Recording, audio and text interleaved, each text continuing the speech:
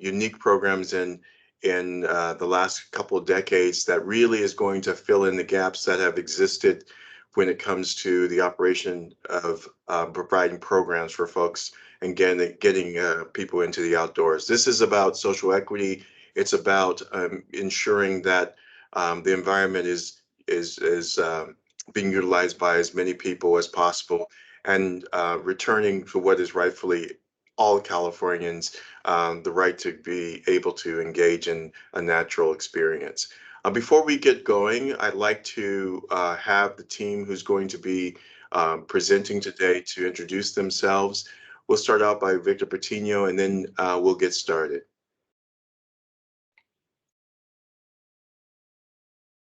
Victor? Hi, good morning, everybody. My name is Victor Patino. I'm the program manager. We're very happy to have you here today.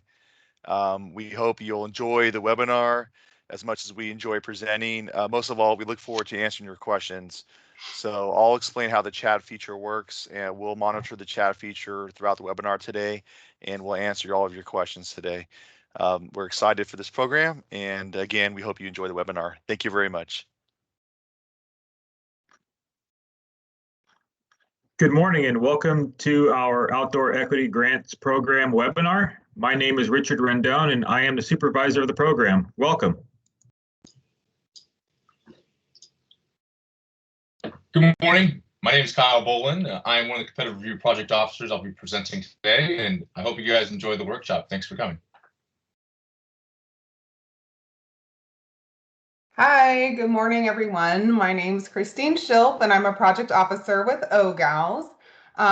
Welcome to our OEP workshop. I also want to mention that we have a lot of our team members working behind the scenes to make sure today goes smoothly. And that's Nikki Lambert, Adela Valdez, Esme Bermudez, Megan Harrison, Natalie B., and Sam Cadeau. So welcome again, and I hope you enjoy this webinar. Thank you, Christine. We're very excited to have you here today, and I would encourage you to begin the day by, we often come to workshops thinking exactly what we know we want to do, and then trying to make sure that the grant is going to fit in with the programs that we're trying to offer. What we have here is a unique and wonderful opportunity to do something here in California that I believe can lead the nation. We're going to be introducing a few things that are different. We encourage you to be coming to us with your most creative and innovative spirit. We are going to, hopefully in the end, what we'd like to do is to have this $19 million program inspire future investments so that we can begin to lessen the social gap that exists within communities that are underserved. This program is inspired by AB 209. The Outdoor Equity Program is what we'll call it. Today, we will refer to it as OEP for short. OEP is a unique $19 million funding opportunity for programs and services to increase the ability of residents in underserved communities in participating in outdoor experiences at state parks and other park lands. The first thing I need to make clear is construction projects are not eligible. These funds are for program operations only. Grants will fund outdoor programs connecting Californians to the natural world, developing future environmental leaders, and creating lasting legacies in communities. 10 focus groups and 4 public hearings with over 200 participants plus two public comment periods help refine the final application guide, and we look forward to going through the guide with you today. Before we start, I want you to be aware of a few key approaches to this particular program. Programs that include a series of activities are what we call multi-touch and span over a year will be more competitive than proposing a one-day event, for example. You will learn about using the community home base. This approach is for the purposes of this program. The presenters will describe this to you in more detail, but the summary of how the plan is unique, how this plan fits into this unique funding opportunity I will go through. First, you will identify a community home base in an underserved community that needs access to outdoor programs. The community home base will become the central gathering place in that community for this program.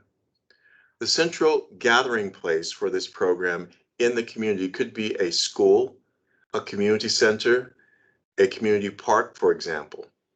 This central gathering place will be called the community home base. We ask that you plan activities and trips from the community home base to nature areas. For example, activities in the community could include teaching school students about the community's environment, and trips from the community home base to the natural areas could include a beach, lake, desert, or forest in a state or national park. As a recap, you will establish a home base in an underserved community, which can be a school, community center, for example. Then your agency or partners will organize educational activities in the community and organize trips from the community home base to the natural areas. There is a benefit to this approach, and it may interest you. Let's talk about money, for example. You will learn today that while $700,000 is the proposed grant amount cap, it's per application. More than $700,000 may be awarded to one agency or organization. You can submit a separate application for each additional community that you and your partners can serve. For example, let's say you plan to serve 3 rural towns. 3 applications are submitted for the 3 towns at $300,000 per application. If all 3 grants are awarded, that would total $900,000. That may be possible. If one of the 3 grants is awarded, both the state and your organization will be clear on the community, on what community will be served through the awarded application. Please keep these points in mind today. The presenters today will get into more details as we go through the application guide to further explain the exciting new program. I hope you enjoyed today's webinar, and we look forward to your questions. I'd like to now turn it over to Victor, and we'll get started. Victor?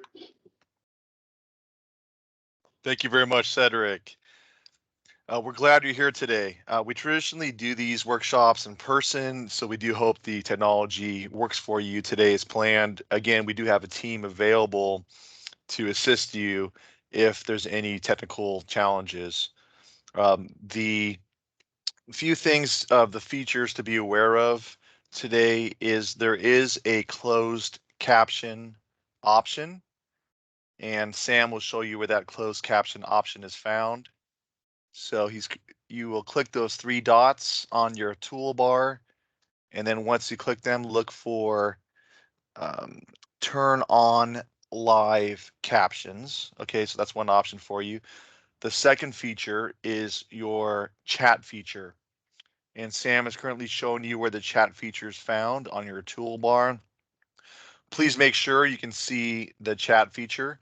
That is something that we will use throughout the webinar today to look for your questions, and we will provide answers to your questions in the chat feature. If you cannot see the chat feature, what seems to work for people is simply leave the meeting and then come right back in. As Cedric mentioned, we will go page by page through the application guide today. The application guide is found on the program website, which is www.parks.ca.gov/OEP, and I will enter that address right now in your screen. Okay, so it's now in your chat feature. Sam, please show what the application guide looks like. Okay, that's where you can find it online. It's called the Final Application Guide. This will be your main document throughout the application process, and it is the focus of the webinar today. Please add your questions into the chat feature. We do enjoy your questions. They do help with our presentation. So please feel free to ask your questions. You may see a thumbs up icon next to your question. That's a way that internally we will communicate. If we do get a lot of questions in one period, we'll have several people assisting with the answers. So a thumbs up will just simply be a way that we internally communicate on who will answer the question. Again, if you run into any issues with sound or video and cannot resolve it, please email ogals@parks.ca.gov, ogals@parks.ca.gov. We have a team ready to assist you with any of your technical issues. Please briefly explain the issue and provide a direct phone number, and we'll have someone available to call you and troubleshoot for you. Throughout today's webinar, your screen will show what page we are on working out of the application guide. The presenters will also announce the page number when they go to a new page. If you get lost, however, please just post in the chat feature a simple question, what page are you on? And we'll help you right away.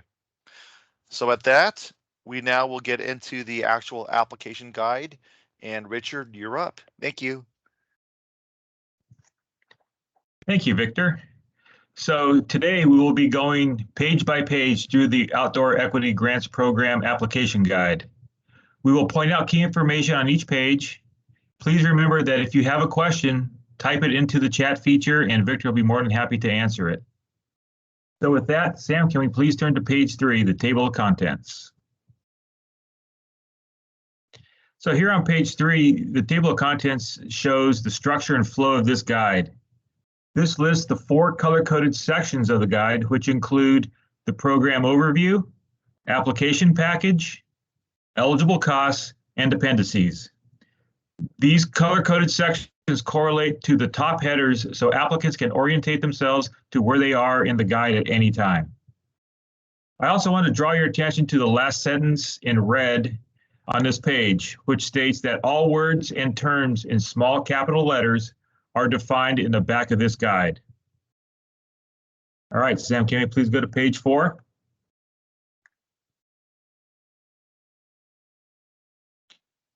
So the top of page 4 says that operation and transportation costs for programs are eligible. Here there are 3 key terms that'll be the main overarching concept of this guide going forward. And those 3 key terms are in small capital letters. So that means that they are defined in the back of the guide. So the first one is community home base, which Cedric talked about. There's the outdoor program. And finally, natural area trips. These are in small capital letters because they are defined. So let's go ahead and go to the back of the guide and read these 3 definitions to get a better feel for this program. So Sam, can we hit the first one, which is community home base, and that is on page 50.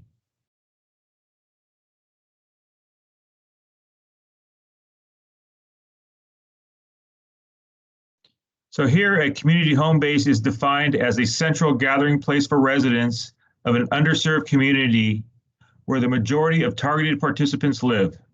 For example, a school, recreation center, community meeting space, or local park may serve as a central gathering place in the underserved community. Please see pages 5 to 6, which we will be going over in a little bit, as well as project selection criteria 1. So that's the definition of community home base. Sam, can we next go to outdoor program on page 53?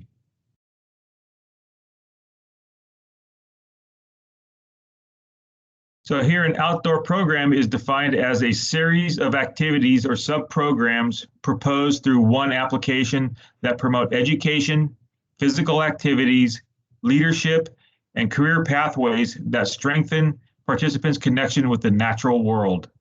These include activities in the community and transporting residents to natural area trips from the community home base. These do not include actual construction projects of buildings or land infrastructure. Self-discovery activities that empower participants to develop a sense of connection with nature, which may include unstructured time spent in the natural area trip. activities that contribute to healthy lifestyles, sound nutritional habits, and improved outdoor educational and recreation experiences, integrating instruction in science, technology, engineering, arts, and mathematics that connects the nature experiences stewardship. Activities that foster stewardship in the environment using curriculum pursuant to coordinating instructional resources and strategies for providing active pupil participation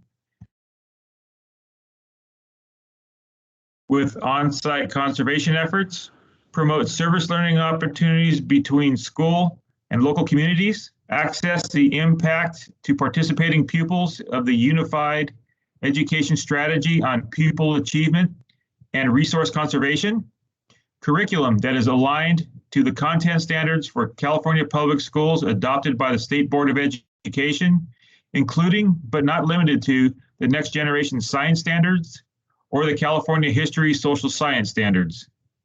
Service learning and community outreach activities related to strengthening the connection to the outdoor world. And finally, therapeutic recreation using nature to help people heal. So Sam, can we go to page 52 and see what the definition of natural area trip holds for us here? And excuse me, Richard, 1 second here.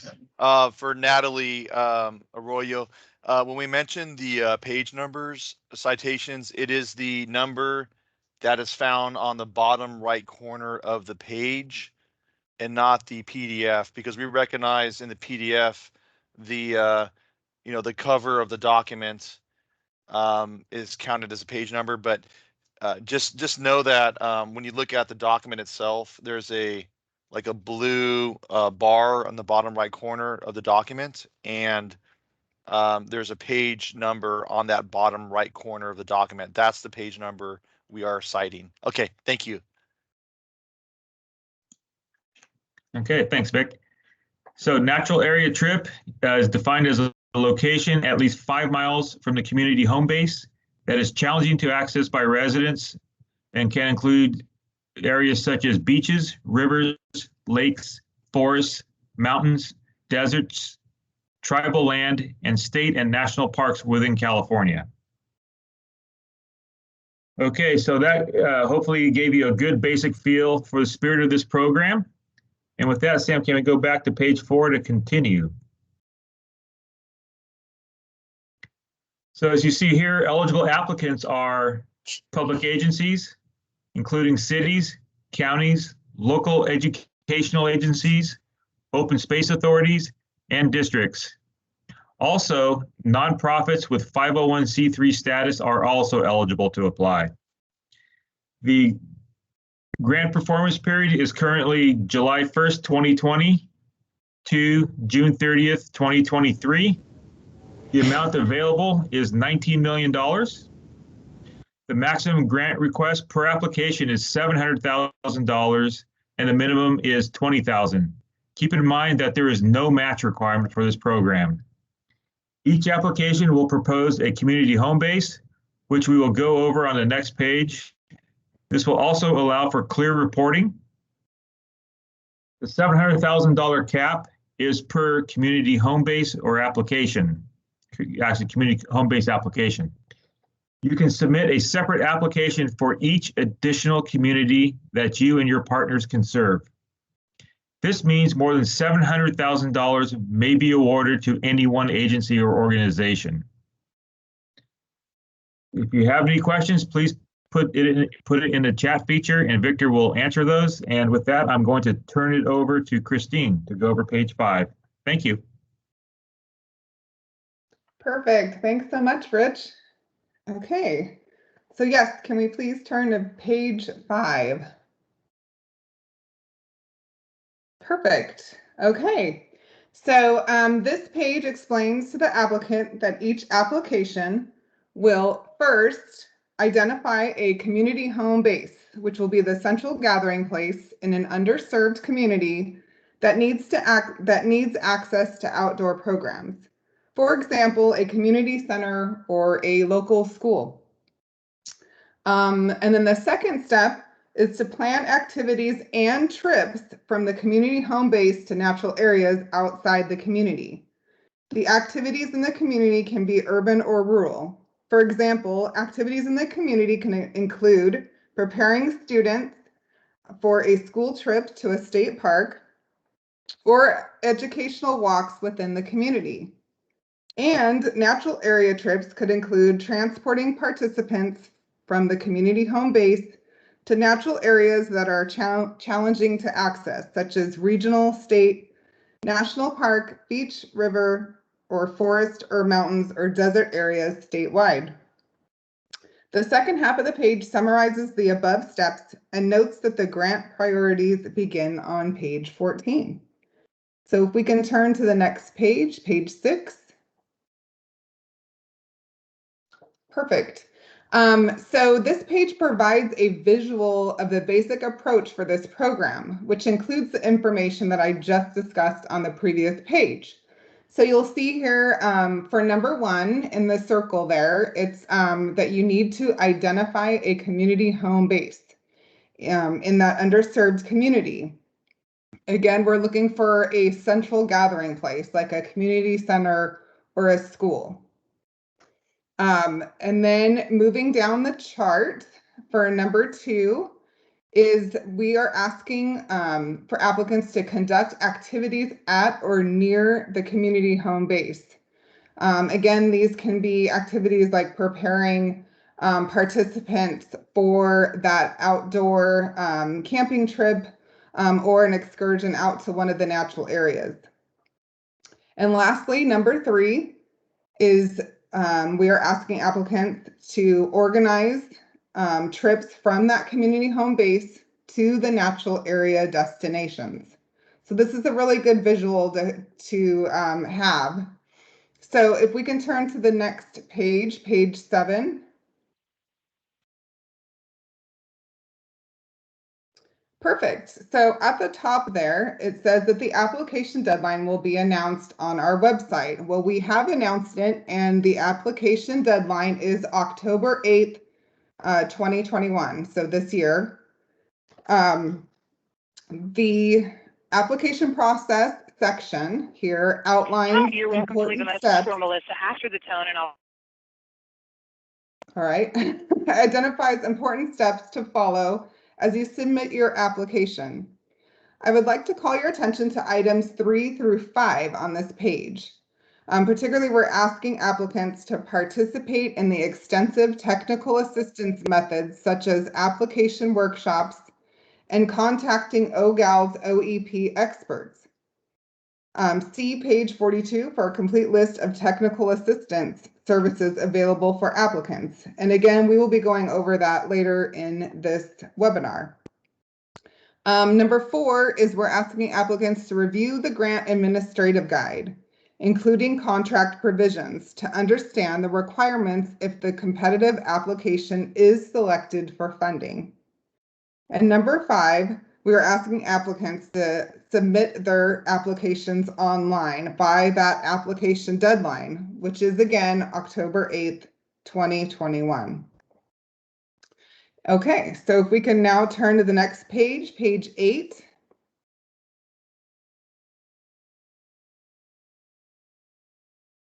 Perfect.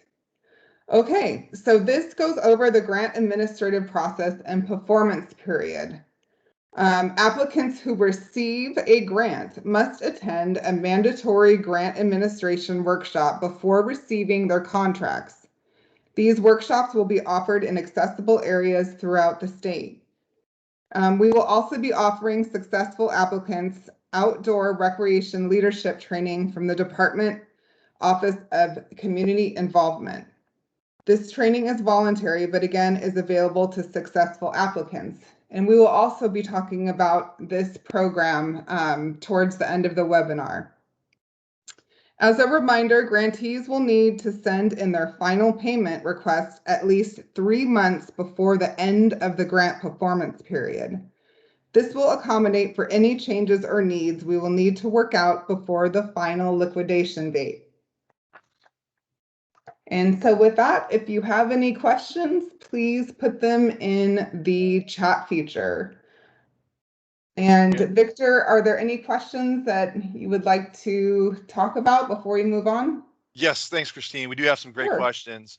The first question, it's really important for all of you, is from Ali. And Ali asked, how many years is this program? So you'll see a term that is called the grant performance period, and that is the term when you will accomplish the activities. Currently, for the $19 million, the grant performance period would end on June 30th of next year. However, we are currently waiting to see if that performance period through June 30 of 2023 will be extended. If it's not extended, we do anticipate making the grant awards by spring of 2022, and then you would have 1 year to complete the program by June of 2023. However, the performance period may be extended for that 19 million. We're waiting for an update. And I should say the governors may propose adding additional funds to this program. That is public information. It's on the Department of Finance website. And we're currently waiting to see the final outcome of the state budget to see how much funds, if any, will be added to this program, and if those funds will have a longer performance period. So we'll have an update for you available soon on the program website.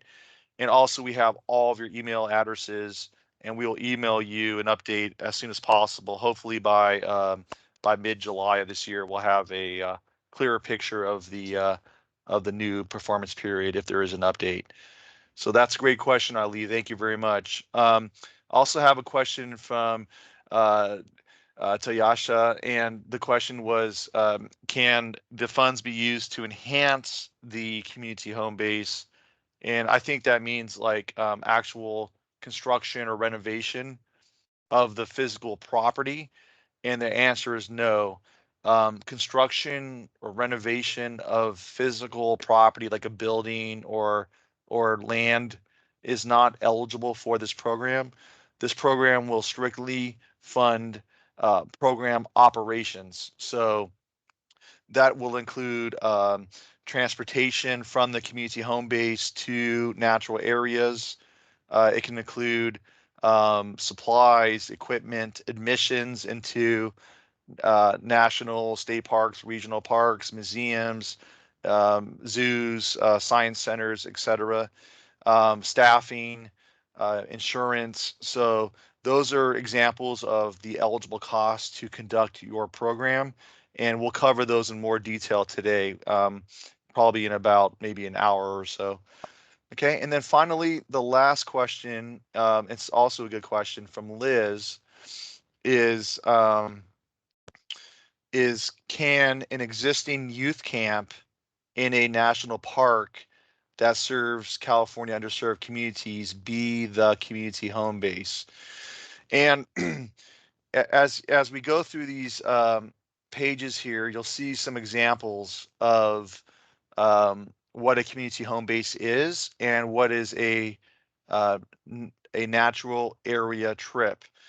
And the purpose of this program, and it is very unique, is to provide services and engage the community where they live, which would be the community home base, like a school, a community center.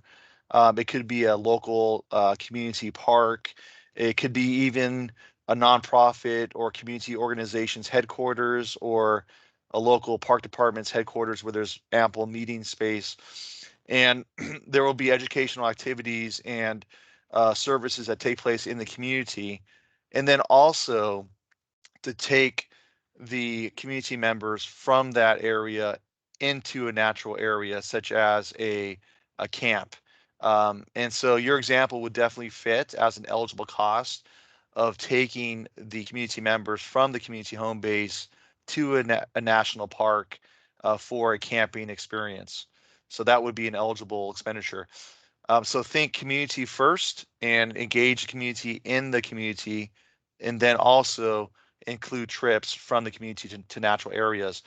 We'll go over some more examples in a few minutes about that, but that is really a fundamental approach of this program. And then finally, we have a question about defining youth. Youth is defined in the back of the guide. As Richard mentioned, every time there's a word that is in small caps, meaning like the word is all in cap letters, it means it is defined.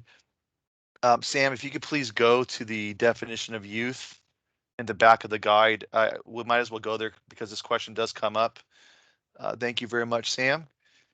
And youth is defined as an emphasis, and the key word is emphasis, on K through 12 students who are eligible for free reduced price meals and pupils with limited English proficiency.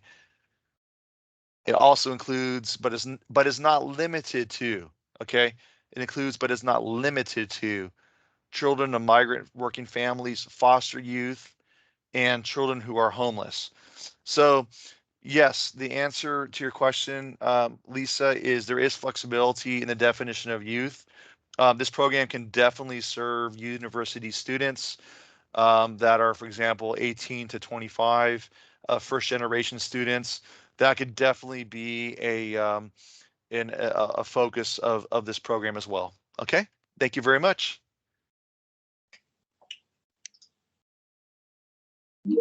Thanks, Victor. Sam, if you go ahead and turn to page 9 for the application package. Thank you.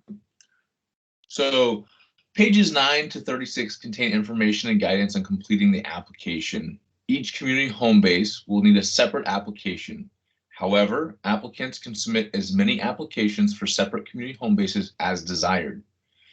Applicants should use the checklist on the following page to organize the application. This page provides additional information, including checklist items 1 through 9, which are required for all applicants, checklist item 10, which is required for nonprofits only. And then we do ask that you send only the items requested in the checklist. Do not send supplementary materials such as PowerPoint presentations or letters of support. And also, applications will be submitted online. Sam, if you please turn to page 10 for the application checklist. Perfect.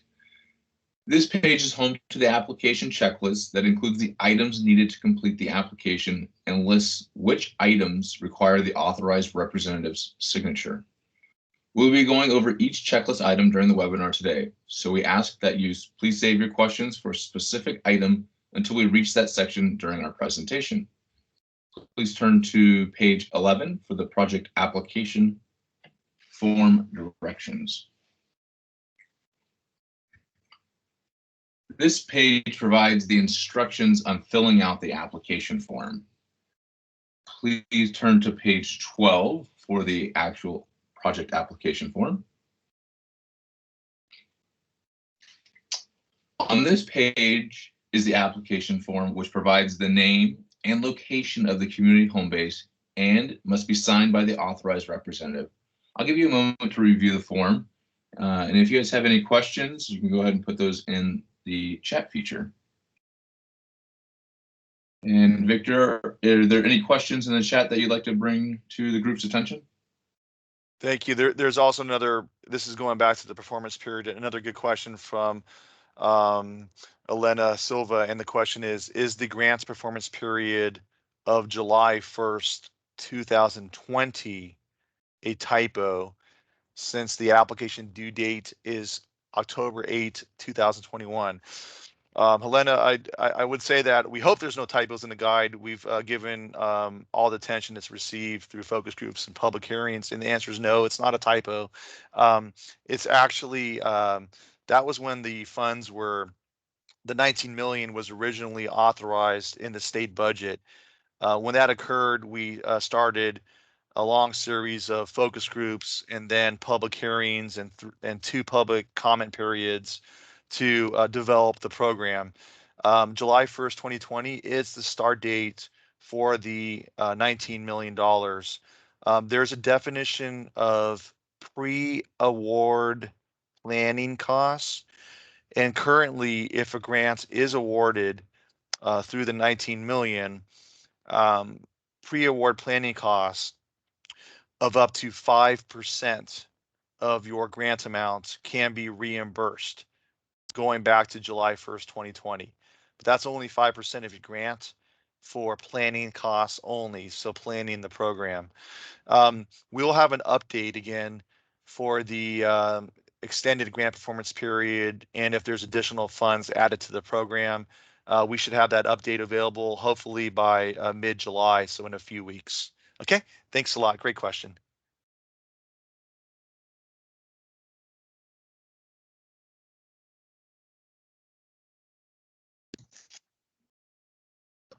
All right, let's move on to the grant selection criteria. So Sam, can we please go to page 13? This page includes an overview of the grant selection criteria, which is checklist item number 2. This criteria will be used to rank all statewide applications. Notice that there are 6 criteria for the Outdoor Equity Grants Program that add up to a maximum of 100 points. In addition, I want to direct your attention to the bullets. Note that the first bullet, that all applicants begin with 0 points. There are no points lost. There are only points to be gained. To guide applicants, each criterion has a scoring chart, which we will be going over. And also, technical assistance is available for each criterion in the back of the guide. And as we will be going through the 6 criteria, we'll be bouncing from the actual criteria pages, and we'll show you the where the technical assistance for each criterion is located. So with that, Sam, can we go to page 14 and start our journey through the criteria with criteria 1, which focuses on the community home base. This page is broken into 2 parts. Part A, scoring points will be based off the numbers provided by the community fact finder in the categories of income, poverty, free or reduced price meals, and English learner levels around the community home base. Part B will ask applicants to describe challenges affecting their residents. It also asks specifically why the community home base was selected and what is the need for its residents to have access to an outdoor program. Here is a chance to include information that data from the rest of the criteria does not provide. These rubrics are based on a statewide scale, which compares all applications to determine point rankings. So you'll notice here that the maximum of 6 points will be given to the lowest per capita income, which is those ranked the lowest 10% on the list. For people in poverty, 5 points are given to the highest number of people in poverty, which is the highest 10% in the ranked list. All right, Sam, can we scroll down a little bit more, please? Or go to the next page. Thank you. For free or reduced price meals, 5 points will be given to the highest enrollment percentage for free or reduced price meals. So anywhere between 100 to 90% of school meal enrollment gets you 5 points. For English learners, 4 points will be given. 4 points will be given to the highest number of English learning students. So the highest 10% on that ranked list will get 4 points. And then for part B, up to 10 points will be given to a community home base where the residents near the community home base have significant challenges compared with all statewide applications. The community home base is a high priority area for access to an outdoor program. So with that, I would like to draw your attention now to the Community Fact Finder version created for this program. The Community Fact Finder is a tool that we use to find specific information about the community home bases area.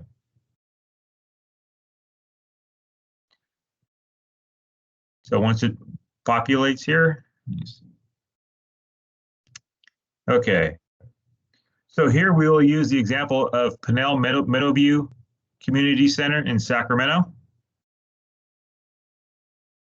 which is at 2450 Meadowview Road.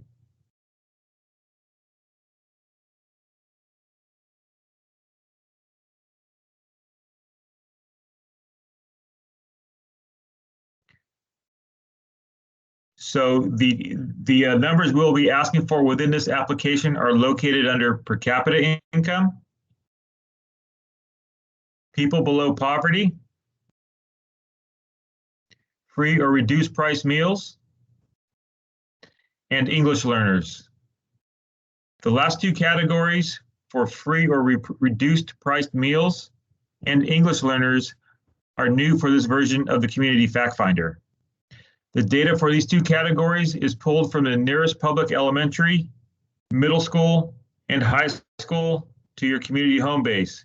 We are using this data set based on our analysis that shows that more traditional schools reflect the surrounding community, while charter schools may have more students that come from outside the immediate community. Another new feature for this version of the Community Fact Finder is a layer for schools. So Sam is showing you right now where you can find the layers in the Community Fact Finder. You would just click on that checkbox there, and it would show you where the schools are within your or near the community home base circle. You can move the pin around to find the best numbers for your community home base. Once you have a spot, go ahead and click that Get Report button.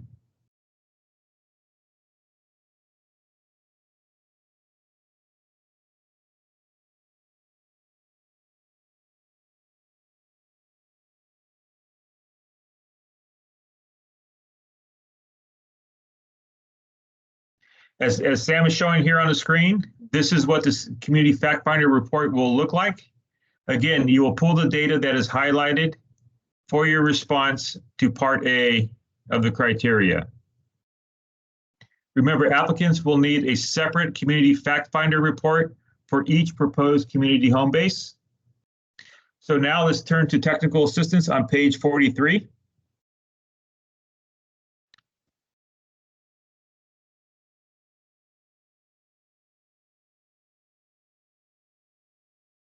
The goal of the Outdoor Equity Grants Program is to provide access to residents who otherwise would be financially, imaginatively, or physically unable to benefit from outdoor programming. The community home base should be strategically located within walking distance of most residents. So if you have any questions about criteria 1, go ahead and put those in the chat feature, and Victor will be able to answer them for you. So with that, Sam, can we please go to page 16 for grant selection criteria number 2? Rich, Yes. Rich, I'll answer some questions about criteria number 1. So we got quite a bit of questions about from like questions about serving an entire school district or serving an entire county, or in rural areas, most students are kind of spread throughout the county, for example. And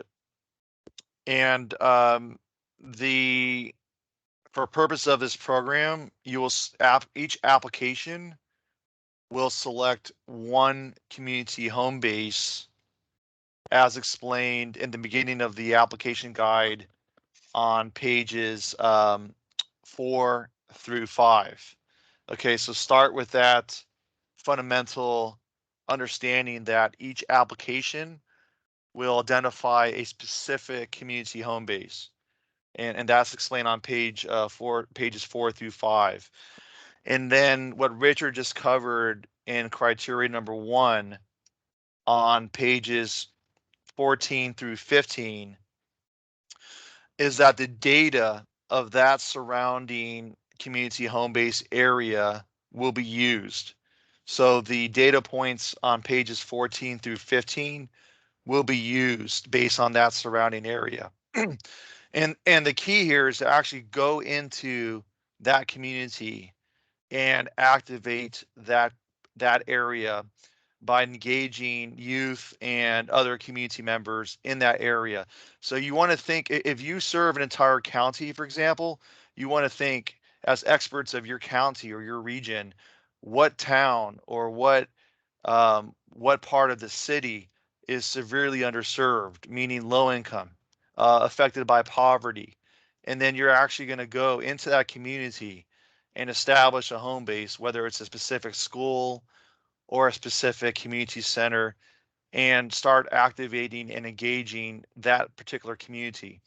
And then the grant will also fund transporting youth and residents from that particular community to natural areas like beaches, rivers, mountains, etc. Now, as Cedric mentioned, one of the benefits of that approach is that if you are capable of serving multiple communities, you can submit multiple applications and potentially receive more than $700,000 per agency, because the cap is per community home base only. So that's a real key point to understand. Okay, thanks. Before you go on, Rich, this is Cedric.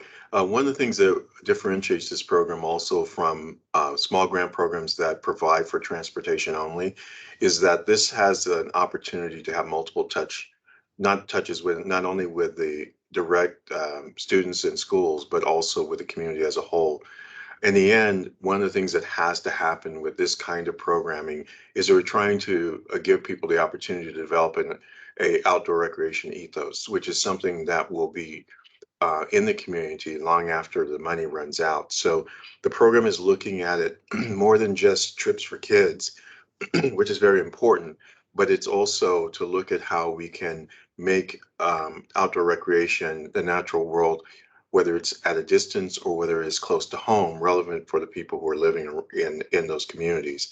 It also allows for us to be able to evaluate the effectiveness of the program, both not only from a standpoint of direct participation, but how the collateral impacts that having a program within a community can make on the residents of the area. And hopefully we begin to see that kind of promise that that we're looking for, that that the community has a drive for appreciating nature and providing for higher quality of life for the residents who are living there long after our programs are not there. So it's a little bit different than other programs you might be aware of. What we're trying to do here, and this was a heavy discussion in the focus groups that we held around the state, or that we held over the last few months. The important thing here is that it's about empowering people and building capacity. It's about giving communities the opportunity and the capacity to be self-determined in the things that are important to them. So I just wanted to add that in, that there are some definite differences between what this program is going to offer and other programs of the past. Go ahead, Rich. Thank you, Victor, and thank you, Cedric. So Sam, can we go to grant selection criteria? All right, you're on the ball. I love it. So here we're going to talk about community planning. Applicants describe how the community's feedback was obtained through outreach, and to provide the ideas that the community had for outdoor programs, including activities at or near the community home base and at or near the natural area trip or trips that will be implemented. This planning must occur between AB 209 appropriation, which was July 1st of 2020, to the application deadline. So here you're going to want to answer A, B, and C in this criterion to demonstrate community engagement in the outdoor program design. In part A, applicants will discuss the methods of outreach, such as in-person meetings, online platform, teleconference, etc. The location addresses and the start and end time of the applicant's community engagements. Also discuss why this was an effective location for community engagement, as well as the number of residents in the general description. In part B, applicants will discuss the activities near the community home base and the ideas that will be implemented from the residents. Here, please do not include ideas that will not be implemented. In part C, again, you're gonna discuss the activities that focus on the natural area trip or trips instead of the community home base. So let's go to scoring rubrics here, Sam. So in order to score 5 points, you will have to engage at least 20 multi-generational residents, which include parents, guardians, older adults, and at least 10 youth that were engaged through a combination of 2 or more meetings.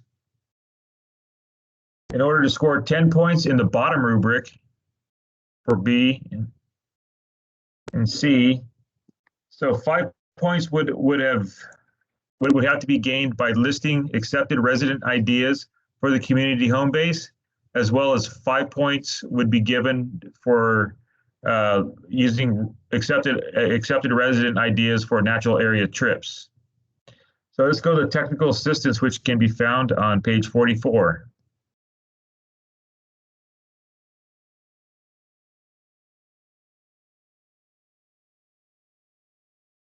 So here, this page includes ideas for outreach and how to structure meetings to capture residents' ideas.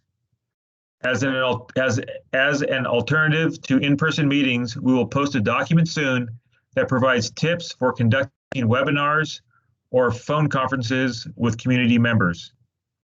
So please put any questions in the chat about criteria 2. And with that, I'd like to go to Cedric, who will speak more about community-based planning and following CDC guidelines at the time when engagement occurs. Cedric? Thank you, Rich. We want to just emphasize the fact that these community meetings need to take place. This is a program that really is a partnership between you, the state of California, and the people who you'll be serving. So it's important that not only you meet with them to ensure that the program that you want to bring to them is one of interest, but to ensure that they're also generating the kind of interest within the community that's going to be relevant for them long after these programs are over. What we're trying to look at, what we're looking for when we're encouraging these meetings, is we're trying to have programs that are going to be rich and in the ability to inspire people to have move towards that outdoor recreational ethos. In order to have that happen, they need to be a vital part of the programming and the development of such programs. So we recognize that in some communities it gets difficult, especially given CDC guidelines or local guidelines that may change from time to time depending on whether or not COVID is still with us. We ask that you follow the guidelines that are in your particular area so that you are making certain that people are safe, making certain that they are going to be able to provide input, but certainly not jeopardizing anyone's health. What we've seen over the last 15 to 20 months with our other programs, in particular like the statewide park program, is communities have come up with some amazing creative ways of making sure that you can have both in-person and televised or utilizing media as a way of reaching communities. We've seen examples of meeting in open spaces and being able to separate families that live together so that they were in proximity to each other and neighbors within the 6 feet that they need to be. We ask that you use your creativity, but this is a program that's going to be post-COVID, and we have to demonstrate that we're going to be able to serve people and gain their interests, and making certain that as the program develops, it's a program that is going to be relevant. So that's why we include this, and we're going to continue. It's fundamental to any program that we have that the public have input in engagement. And we'll, as Rich said, we'll be providing some additional tools for you as the weeks go by. If you have any questions about this or comments, we're happy to answer them. Please just put them in the chat and we'll get to them. At this time, I'd like to bring Christine forward and we'll continue with the presentation. Christine? Perfect. Thanks so much, Cedric. All right, everybody. This is where I say you need to take your sip of coffee because this is criteria number 3 and I will be giving a lot of information for this criteria. So with that, Sam has already put on the screen here. This is page 18. And criteria number 3 focuses on outdoor program goals. This is where applicants should describe a series of activities that will form the outdoor program during the grant performance period by using the outline and charts on the following 2 pages. So on this page here, we have a chart and questions about the activities in the community. And then on the following page, we will get into questions about the natural areas. So first, though, I want to take you to page 50. And this is where the definition of activity in the community is. And so I want us to read over that first. So there Sam is highlighting at the top that an activity in the community is an outdoor or indoor education components designed to teach participants about the community's environment and the community's link to clean air, water, and land that achieves one or more of the following goals. And so you'll see the goals there, 1 through 5, environmental justice analysis and reporting that may involve youth leadership development in the community. Number 2, solution-based learning about the community's connection to climate change and other environmental issues such as stormwater runoff, air quality, and etc. there. Number 3, discovering nature and action in the community through educational walks, such as looking for flora and fauna, and visits to local resources such as community parks, creeks, zoos, and nature centers, etc. Number 4, curriculum-based activities at the community home base. And number 5, preparing participants for natural area trips. So now that we have the definition, if we can turn back to page 18. Perfect. And so you can see there at the top for number 1 that we ask applicants to provide a plan for achieving up to 5 of those goals that I just listed in that definition. So please group the activities in the community into no more than 5 goals. So with that in mind, let's go over the chart and the questions. So there you'll see in the chart, we have A through E.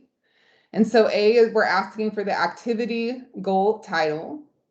B is where the locations the activities will take place and addresses if available. For C, we have the number of intended participants per activity day. And D, number of planned activity days. For E, we want the total of intended participants. And so that will be when you multiply C times D.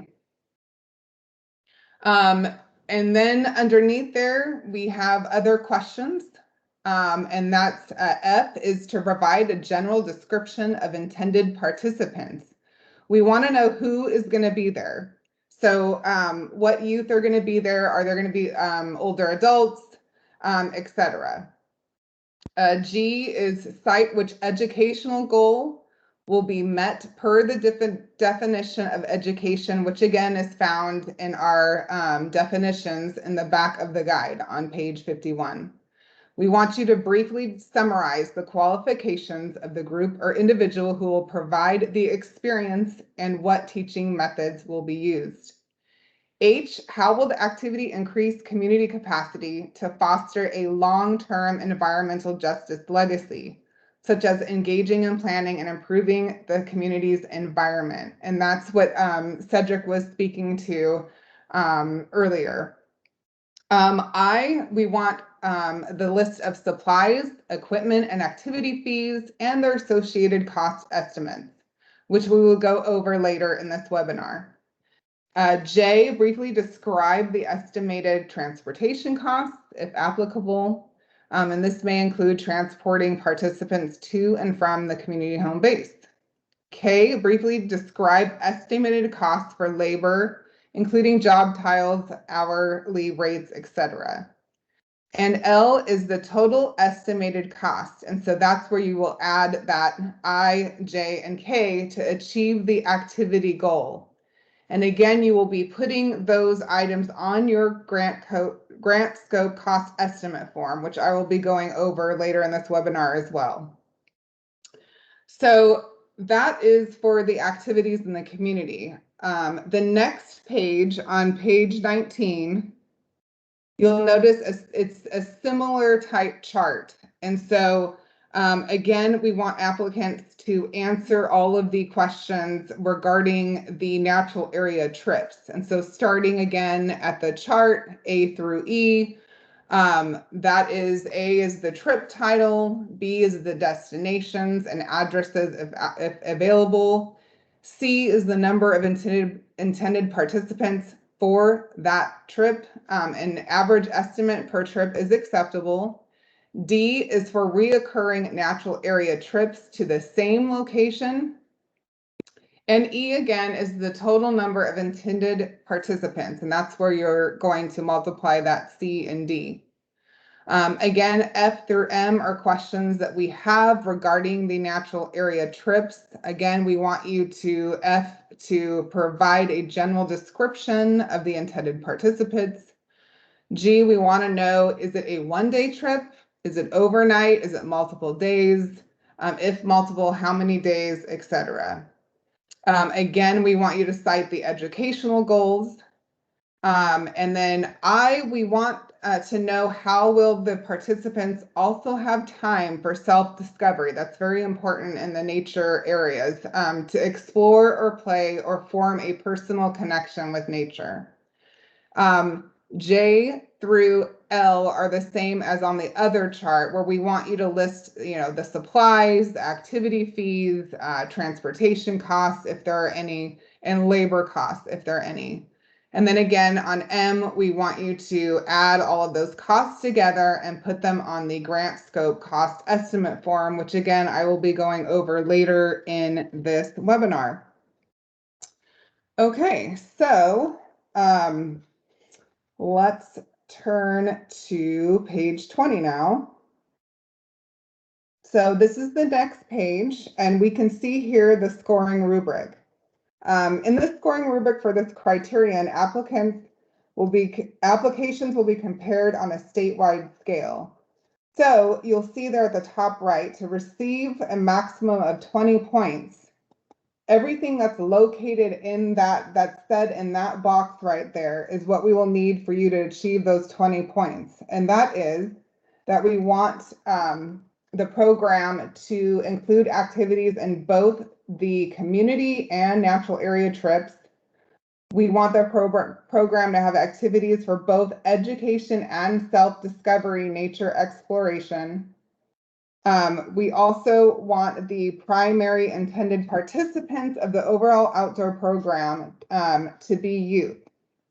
However, at a minimum, at least one activity in the community and at least one natural area trip will involve other age groups, such as families, older adults, or other residents. This means your program will emphasize serving youth, but at least, again, one activity in the community and one trip should include other age groups. If you are needing to expand on the age groups that you normally serve, you may want to consider partnering with another organization. Not only will this help you achieve that 20-point maximum for the criteria, but the partnership may also count towards points for criteria 5, which focuses on partnerships and capacity building. You'll notice at the bottom of the rubric, you will see that applications that do not include any outdoor program activities designed to create a connection to the natural world will be ineligible. So if we can turn to pages 45 through 46, we'll start on 45 here. This is the technical assistance for this criterion.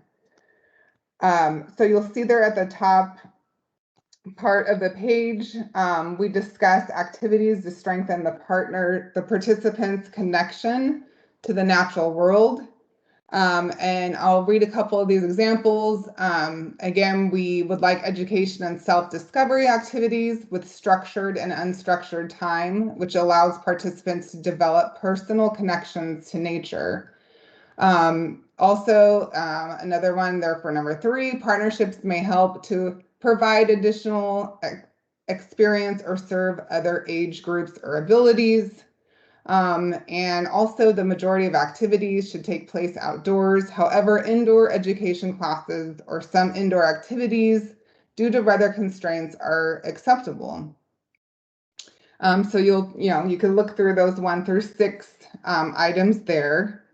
The next section there is we list examples of the activities during the natural area trips.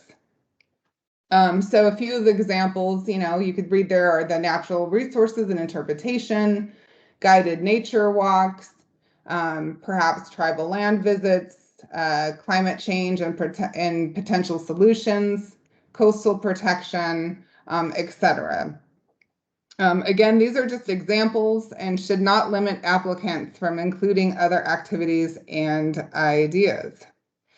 So I know that was a lot of information, so please put your questions in the chat feature. Victor, do we have any that you want to read out loud before I move on to Criterion 4? There's an interesting comment by I think it was Carol.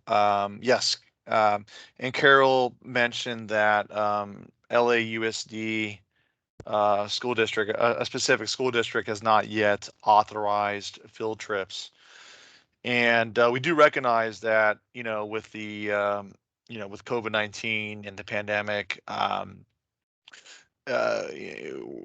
with things opening up now, we are hopeful that more clarity will be provided for school districts to provide field trips by the time these grants are actually awarded. The awards will take place in spring of 2022, which means that the actual services and trips would start in like late spring or early summer of 2022.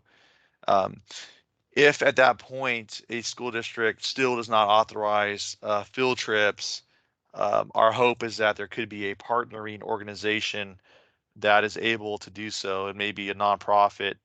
The grants can fund. We'll get into eligible costs soon in regards to transportation. The grants can pay for charter services, for example. So in theory, maybe another partnering organization could step in and facilitate the trips to natural areas if a school district still does not allow that. But we do recognize that there's going to be currently a few things we have to still fill out in regards to how COVID-19 will affect this potential program by the time awards are announced in spring. I'd say right now you should probably plan to be able to do the field trips by next year, because we are a year away from now. And let's hope everything will work out and that we get to serve thousands of youth throughout California and families and older adults. Okay, how about let's take a 5-minute break, and you all can stretch out and get some coffee or water, and we'll reconvene right around 10:50. Okay, thank you.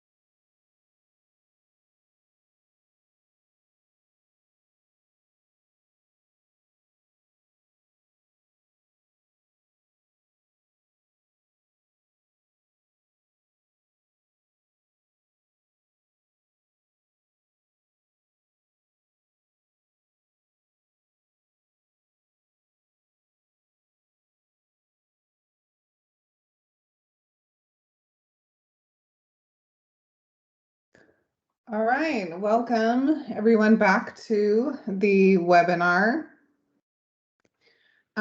We are going to start with criteria number 4, and this is on page 21. All right, perfect. So criteria number 4 focuses on service learning, career pathway, and leadership opportunities. Here, applicants will describe how residents, including youth, will participate in meaningful service learning, career pathway, and leadership opportunities during the grant performance period by answering those questions A through C in the chart above the page. Notice in the paragraph at the above that it describes that this focuses on opportunities that can be used for job resumes or college admissions, for example, for a certification or an internship. Applicants are asked to describe the opportunity, which is there in A, and how many residents, that's in that B column, and then C, if the cost for internships, if applicable.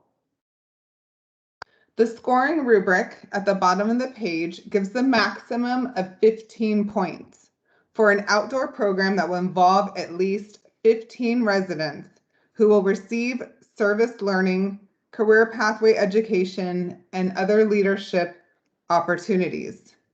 You'll notice at the bottom that 0 points will be gained if the outdoor program does not involve any of these activities or opportunities, I should say. Technical assistance is available on page 47. So if we can turn there. Perfect. So you can see here that we list some examples of meaningful opportunities. About halfway down the page, there's a list there. So some examples are applicants could consider residents to volunteer or work as language translators, or participating in the community outreach, or interviewing other participants to capture experiences and report back on the program. So if you have any questions about this particular criterion, please put it in the chat feature. I want to check with Victor if there are any questions that popped up from criteria 3 or any for criteria 4. We can keep going on, Christine. Thank you. Okay, great. So I will now turn it over to Kyle.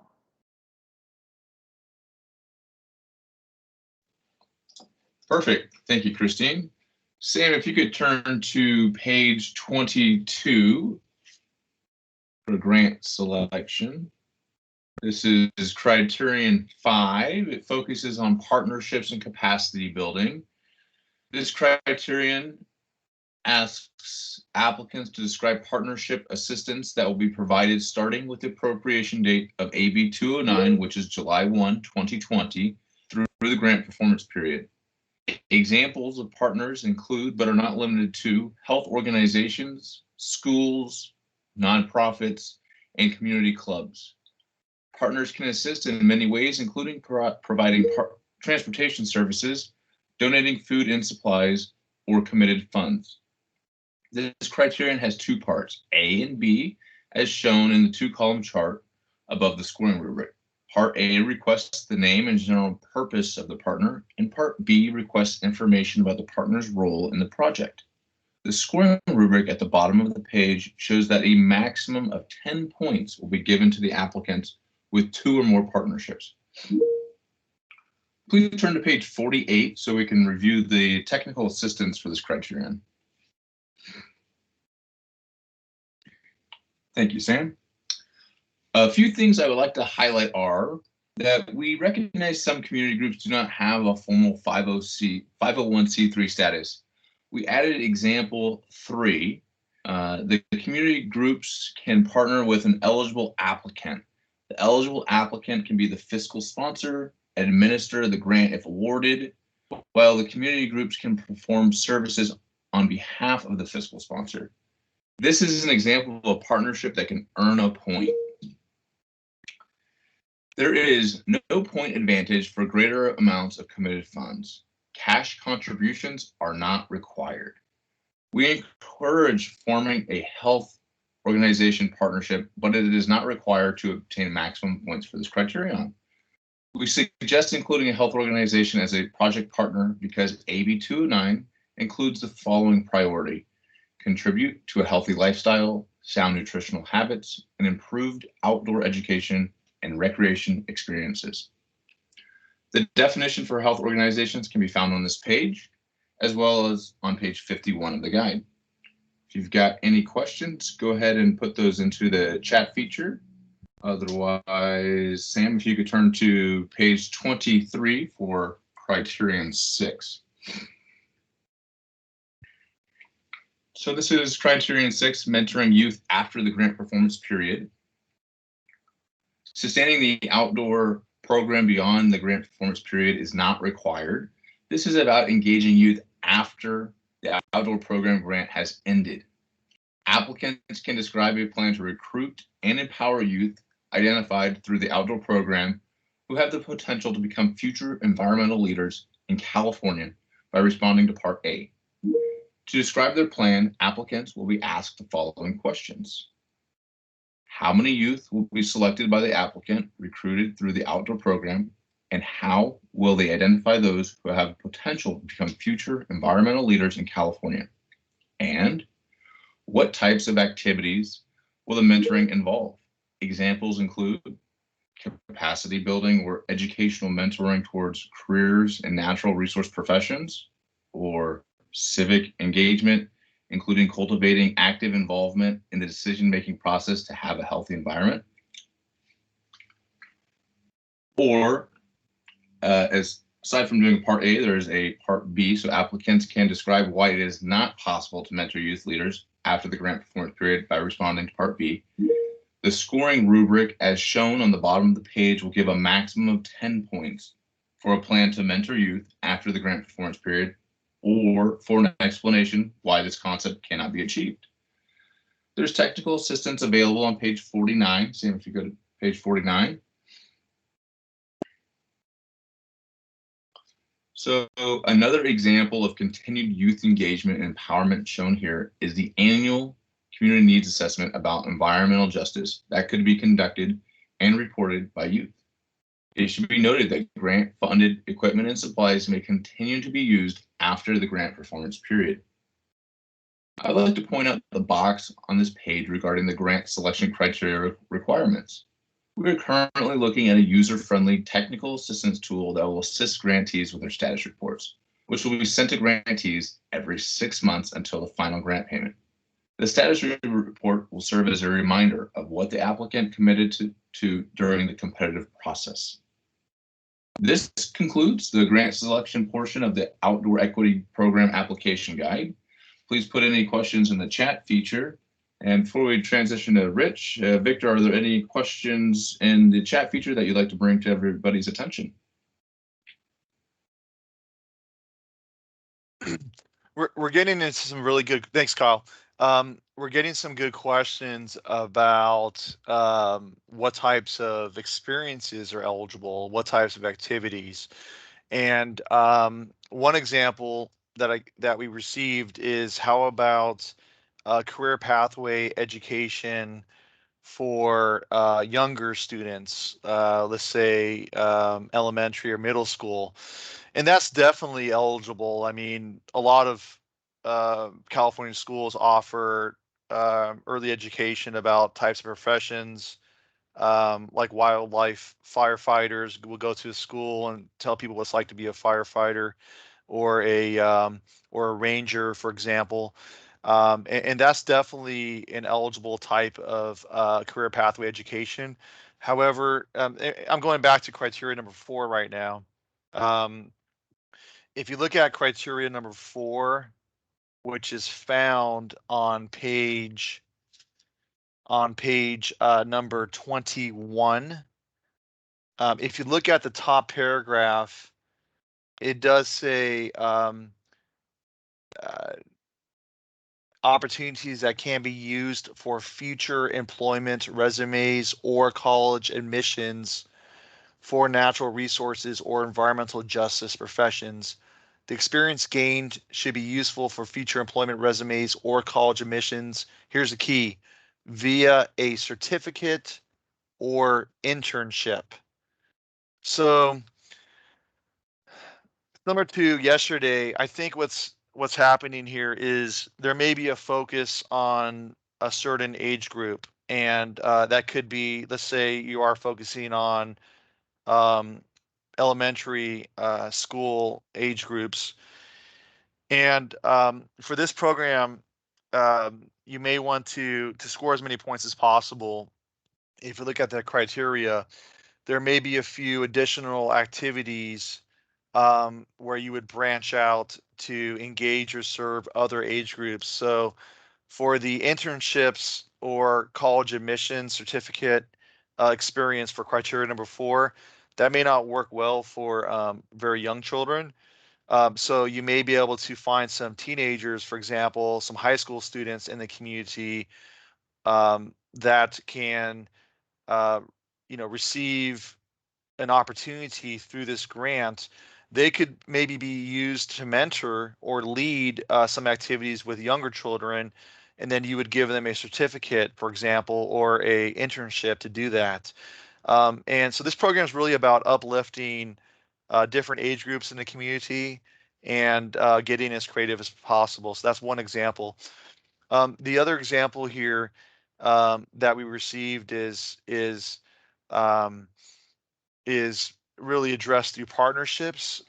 If you are used to focusing on one age group, and let's just go back to the young children example, and you're not really prepared or to branch out and have an additional activity for teenagers or for families, for example, or for elder, senior, older adults. Partnerships would be a good thing to look at. And as we covered today, there is a partnership criterion.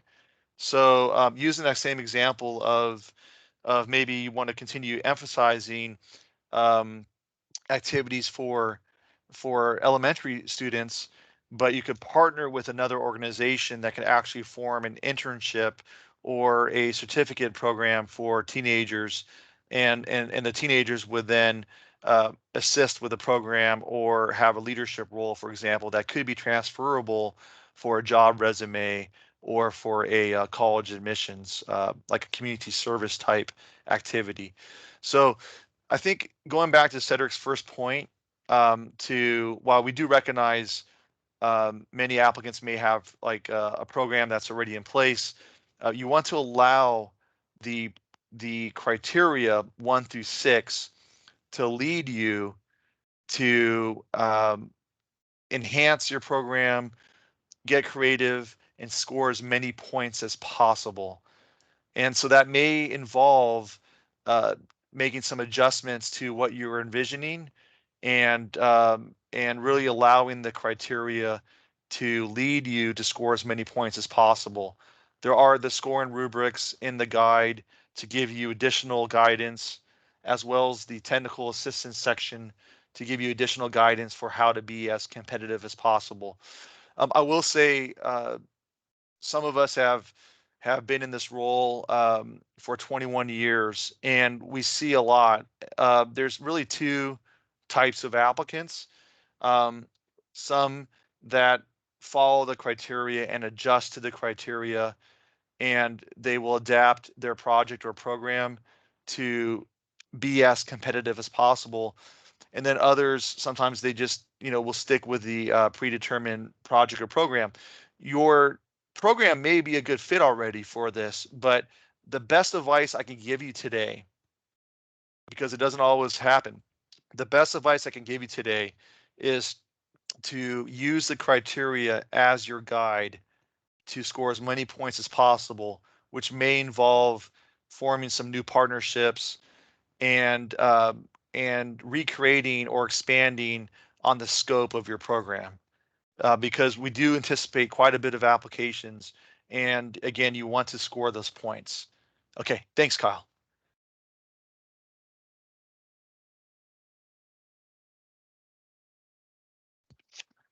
All right, thank you, Victor. So Sam, can we please go to page 24 and we'll get on with application checklist item number 3, which is the Community Fact Finder report and certification. So here on this page, it summarizes the steps we discussed a little earlier regarding the Community Fact Finder. So just be sure that you include one Fact Finder report with the application for your community home base. So if we now turn to page 25.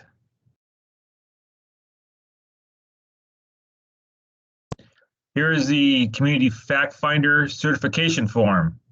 This form is signed by the authorized representative, and it certifies that you placed your PIN on or inside the boundary of your community home base for your report. So we're going to go to now page 26, which is application checklist item number 4, the authorizing resolution. So here are, this is, so the authorizing resolution shows that your governing body will approve the application. Page 26 includes instructions on the authorizing resolution. So just keep in mind that here, your governing body may want to add or delete some language from the template on page 27.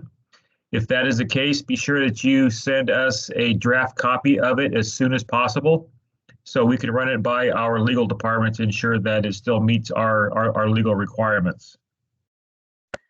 So here is the sample language, or the template language for the authorizing resolution.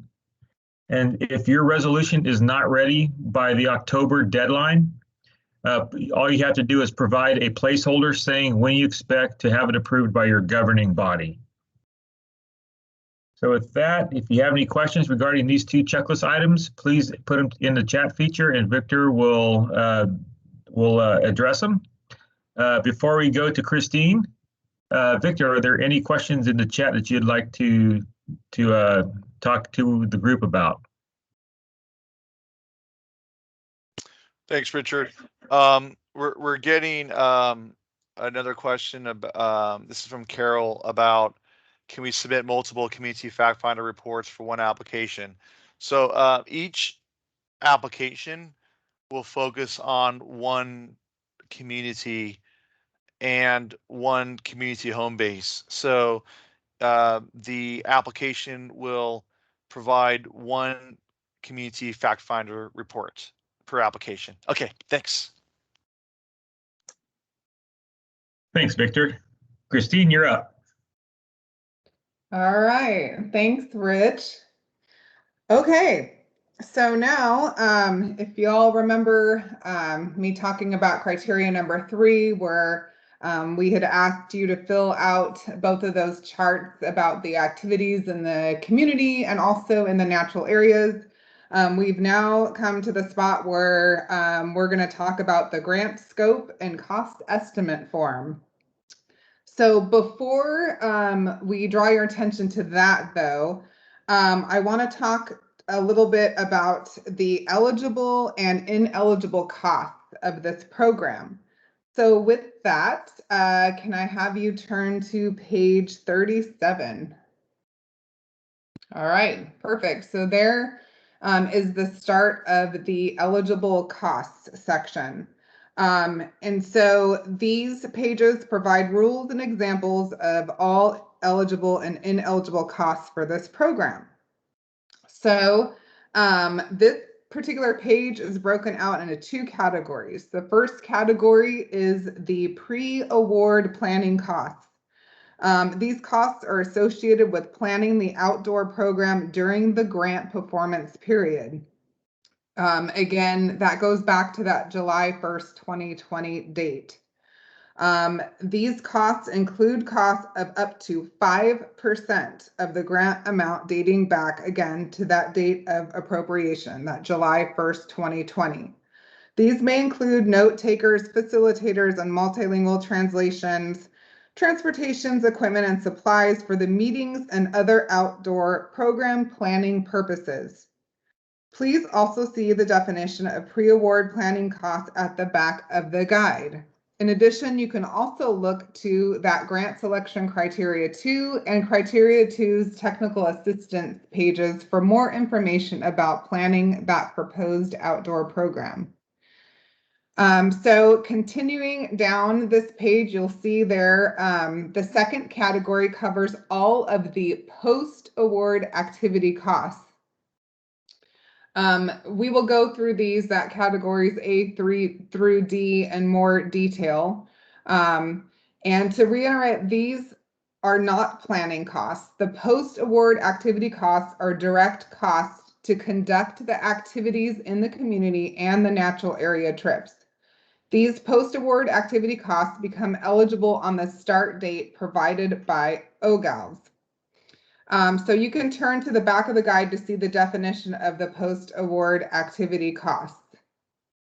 Okay, so now we will go into detail about a few of the post-award activity costs. So if you can turn to the next page, on page 38. All right, perfect. These eligible costs on this page are costs regarding to that supplies, equipment, and activity fees and travel costs. I want to specifically draw your attention to the first bullet point down, and that's for activity fees. These are fees that are for location entrances to places such as museums, parks, campground reservations, zoos, aquariums, gardens, etc. And also specific experiences such as horseback riding, rafting, renting or leasing vehicles or equipment for the actual activity fits in this category. And also such as, whale watching and safety equipment. Next, I want to draw your attention a couple bullet points down to the most economical use of the state funds. And this is for supplies and equipment that will cost over $500 per single unit item, and which can be purchased, leased, or rented. The most economical use of state funds must be applied. This means that the grantee will use the most affordable option to complete the outdoor program during the grant performance period by either renting, leasing, or purchasing the supplies and equipment. So what we're looking for here is, for example, would it be most cost effective to rent tents for a weekly camping trip, or would it be more cost effective if the tents were to be purchased and used for the length of your program? The next bullet point I want to talk about is under the travel cost section, and that's for overnight accommodations, campsite rentals, yurts, hotels, following the most economical use of state funds, including travel to and from the destination of the natural area trip. These costs cannot exceed the state per diem set in each county where the overnight accommodation will take place. And so you'll notice there that there's a link to the state's website that has a list of all the counties and what the maximum per diem costs are for each county. So you can take a look at that link. Also, under the travel costs, a couple bullet points down is that meal per diem. This is for natural area trips only. So any breakfast, lunch, or dinner meals during the path of travel and overnight stays are eligible up to the state's per diem rates. And again, we provide that link to see what those per diem rates are. Okay, so if we could turn to the next page, page 39.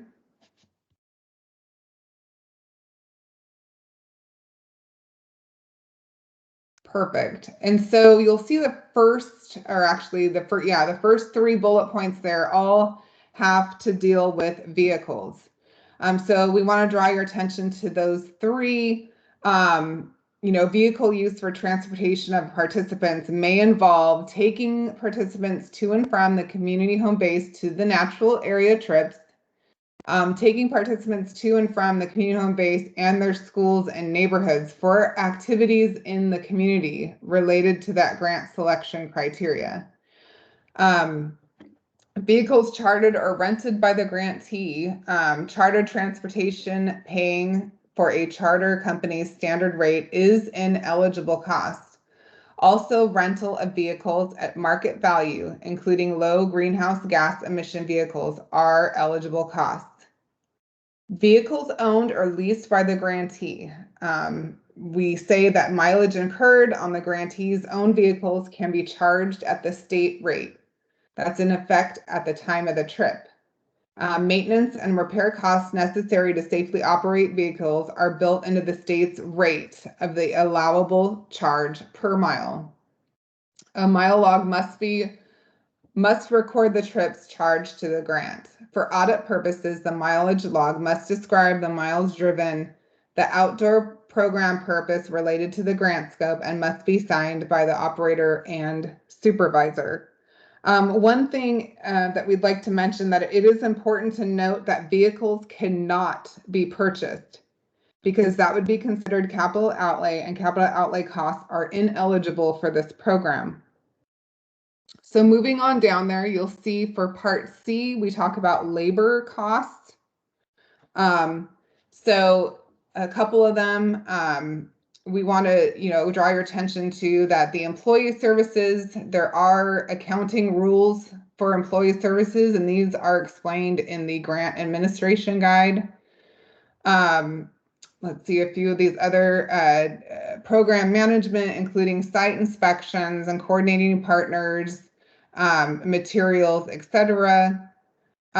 Reporting, including data collection, photography and videography, which can include interviews and participants, and other miscellaneous costs, including economical use of state funds, for cost comparison for equipment and supplies, and etc. So you could read through all of those labor eligible costs there. Last but not least is the bottom of the page there is under D is for insurance. Premiums on hazard and liability insurance, including aggregate coverage for all activities necessary to the outdoor program. There will soon be available within the admin guide an insurance policy checklist that will list the insurance policy requirements for grantees. It is also important to mention that background checks on employees, volunteers, chaperones, and other participating adults are eligible costs. Okay, so if we can turn to the next page, page 40. And so this is very important. We're asking to please keep records of all costs for audit purposes. For labor charged to the grant, please maintain timesheets recording specific time spent on the outdoor program. Please keep all invoices, receipts, and payment records for all purchases, leases, and rentals. So now that we've discussed all of the eligible costs, we will now discuss ineligible costs. And so those are located on the next page. So if we can turn to page 41. Okay, great. So you'll see there at the top of the page are the list of ineligible costs. And these are any costs that occurred before or after that grant performance period. Any capital projects, any construction or development, again, any vehicle acquisition, these are all ineligible costs. Any indirect costs, overhead business expenses, etc., routine park maintenance, fundraising, food if it's not related to that natural area trip, grant writing, and programs imposed on an applicant during legal mitigation. So those are all of the ineligible costs. So moving on down the page there is the, it's very important again to do great record keeping. As a reminder, we want everyone to keep records of everything. And so if you don't keep records, certain costs may be ineligible. So again, under those bullet points, you know, charging employee services without documentation of actual time spent, lack of source documents. So please, again, see that grant administrative guide for accounting requirements for additional guidance. And again, we can't stress this enough. Please keep records for all costs for audit purposes. You know, for any labor charges, please maintain timesheets. Please keep all invoices and receipts. And again, see that admin guide for accounting requirements. Okay, so now that we've talked about all the eligible and ineligible costs, we will now turn back to the grant scope cost estimate summary form, which is the instructions start on page 28. All right, perfect. And so this page includes information on how to establish that grant scope and cost estimate summary. The instructions on this page will help applicants fill out the grant scope cost estimate summary form. So you'll see there at the top, number 1 is to establish the grant scope. The form will be used to establish the expected deliverables for activities described in that grant selection 3 and 4, which I went over previously in this webinar. Please use the form to only list the activities that will be funded by the grant plus committed funds, if applicable, during the grant performance period.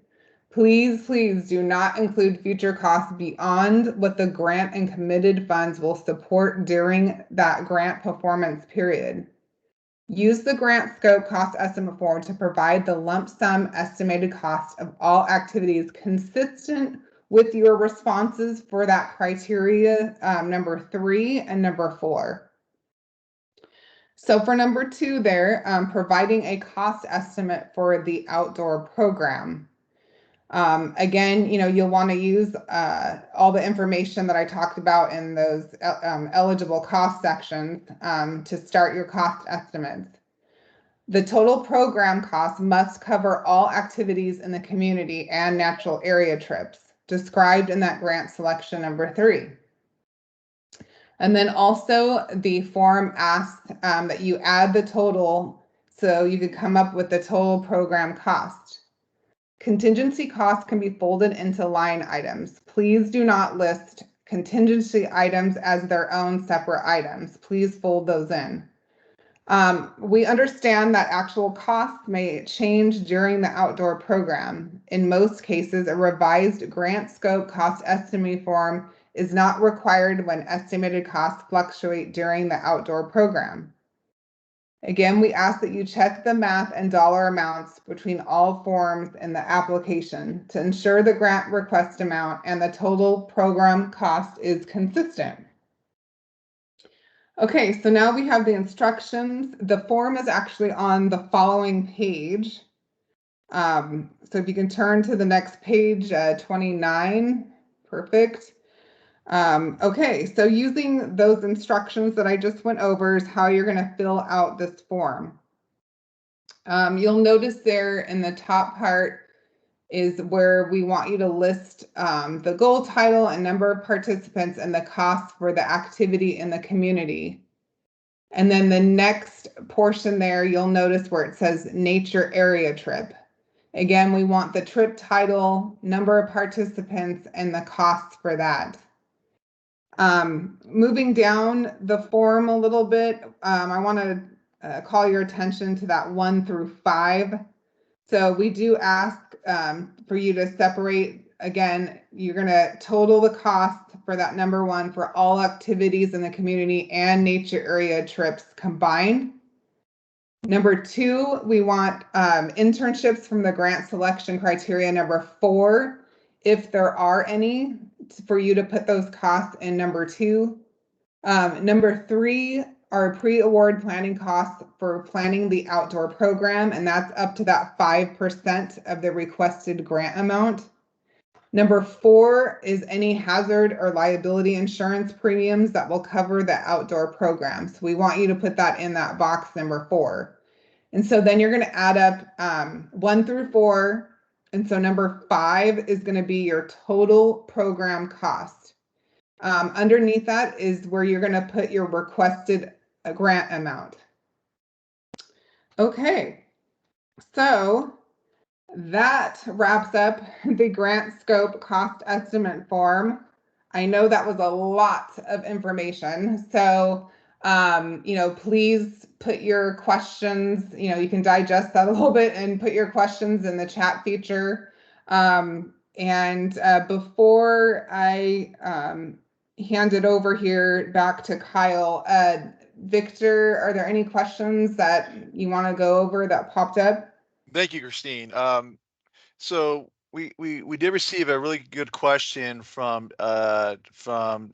Denise or Dennis, and the question is: are allowable indirect costs identified in the accounting rules or grant admin guides? And great question.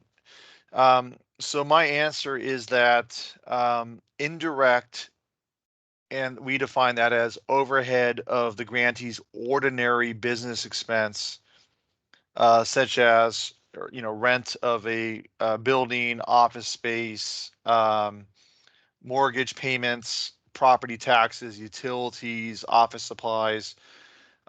Those are ineligible. However, if you look at pages 37 through 39, there are a lot of examples of eligible expenditures for actual direct costs to support the program. And then Denise or Dennis went on with another great question, and that is how are labor rates, benefits identified? And the answer is that eligible labor is listed on page 39, category C. There's 8 examples of eligible labor. Fringe benefits are also eligible within your prevailing wage for staff, for example. The key thing to understand here, though, is that time records must be kept documenting actual time spent on the grant-funded outdoor program. If the grant is awarded, there will be a grants administration workshop before the grants agreements are issued. And that workshop will further explain record keeping requirements. In addition, there will be a grant administration guide, which will be posted on the program website soon as well. Okay, great questions. Thank you very much, Christine. And how about, since it's been another hour, how about we take should we take one more 5-minute break, and then we'll get through the home stretch. I think the final section may be about 30 minutes, so we should be done by, I assume, maybe 12:10 or so. Okay, thanks.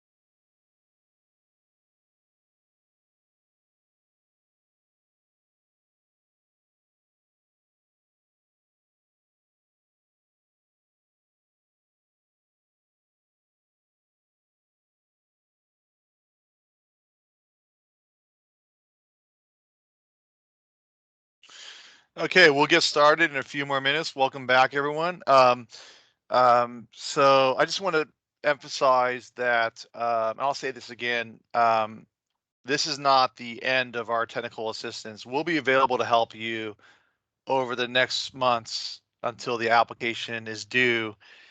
And even when it's submitted, if we find an incomplete document, we'll actually work with you to help you fix the document. So our technical assistance will continue, and we'll cover that in a few minutes. So Carol, absolutely, we can definitely meet with you one-on-one to answer your questions as well. Okay, thanks. All right. All right, great. Sam, if I get you to turn to page 30 for the funding sources form directions. Perfect. Thank you so much. So page 30 provides instructions on how to fill out the funding sources form. You'll see a section in here for participant fees. We understand that there are organizations that may charge a fee. For instance, like a Boys and Girls Club may charge $1 instead of making programs free. And we want to make sure that that fee, whatever fee you do charge, does not deter access. And so there is a place on the form, which we'll go over in the next page. We want to make sure that that fee that's being charged is beyond what the grant is paying for. So if we could, we'll go to the next page, page 33, and we'll look at the funding sources, or page 31, and we'll look at the funding sources form. So here you can see there is the participant fees on here as well. So it is important to note that the total program cost, if your total program cost is more than your grant request, this form is where you'll be listing your funding sources. Limit the outdoor program to what can be accomplished with the grant and committed funds. Except for the participant fees, additional funds may be secured no later than 3 months after the application deadline, if not yet committed at the time of application. If the grant is awarded, there will be no need for additional fundraising. The costs must be incurred before the final grant payment is processed. If funding sources change from the time of the application until the final grant payment, the applicant understands that this form must be updated within 30 days. Sam, if you could please turn to page 32, applicant capacity. Thank you. So here, applicants are asked to answer 4 questions regarding their capacity to achieve the outdoor program during the grant performance period and implement a plan for sustainable success. The applicant should respond to the following 4 areas to establish capacity. 1, previous experience with outdoor programs. 2, previous grant funding received. 3, previous or ongoing relationships with the residents or stakeholders near the community home base. 4, whether or not permits are required and what the plan is to obtain them. If we could turn to the next page, page 33, for photos and copyright license agreement. Thank you.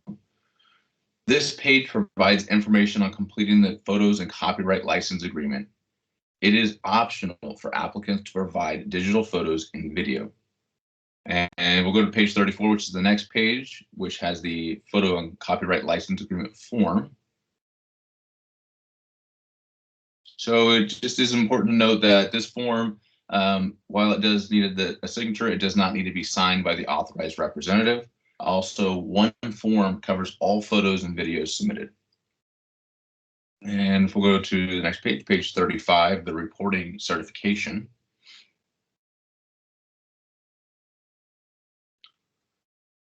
Perfect. So applicants should keep clear records for reporting requirements of AB 209.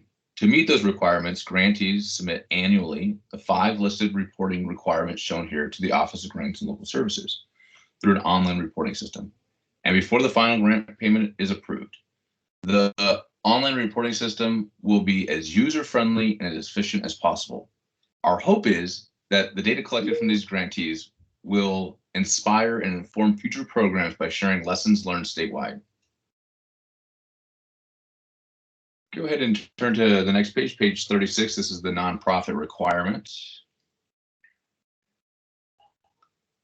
So this page asks nonprofit applicants to provide information regarding IRS status and for their most recent filed federal 990 forms. The Office of Grants and Local Services may also need further documentation, and those items are listed so the applicant can be prepared to provide them if necessary. If you got any questions, go ahead and put them in the chat feature.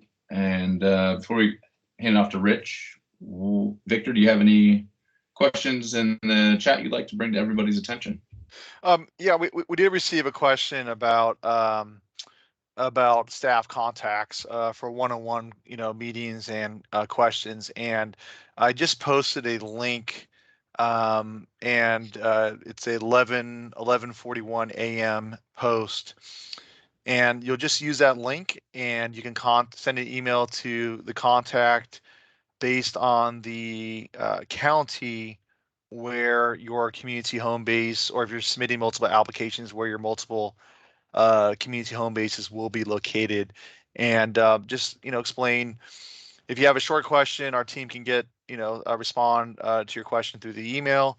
But if you'd like to have a lengthier discussion, you can set up a meeting with our team. I will say that we are currently reviewing $2.4 billion in applications through the Prop 68 statewide park program, and our team will be conducting site inspections throughout this summer. So your emails will be very helpful. Our team can then schedule a meeting when they're not on the road. So thank you very much for that. And our team will definitely look forward towards helping you. We had another question from Heather, and this goes back to criteria number 3, which is really, as Christine mentioned, criteria number 3 is really the core of your program and what you propose to do. And your response to criteria number 3 will be used to establish the basis for your grant request. What are your proposed costs, for example? But in that criteria number 3, in the scoring section, if you go back to page number, give me 1 second here. Excuse me. Sam, if you could please take them back to the criteria number 3 scoring rubric, and that is on the paper copy that is on page number 20. Thank you, Sam. And in the top section, again, your goal is to score as many points as possible. And the question was, if you are it says compared to other statewide applications and compared with similar grant requests statewide, there are a high number of activity days. The range of proposed activities is outstanding, and the plan maximizes the number of participants compared with similar grant requests statewide. So the question was like, how will you as an applicant know how to reach that? And the answer is that the competition will drive this. Once all applications are submitted and the program scopes are presented, at that point, there will be a comparison of all statewide applications. And costs are considered. We do understand that if you're coming in for a low grant request of, let's say, $50,000, we understand that less can be accomplished than someone that's applying for, let's say, $700,000. So there will be a reasonable consideration to, you get what you pay for as well. But again, the benefits of the proposed programs are not predetermined. Those will be determined once all the proposals come in. Okay, thanks, Heather. Great question.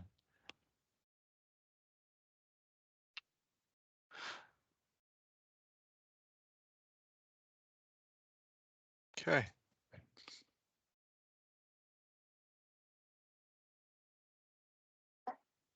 Was that it, Victor? Oh, I saw another question. Okay. This sorry. just came in. Sorry, Rich. Well, thank you, Rich.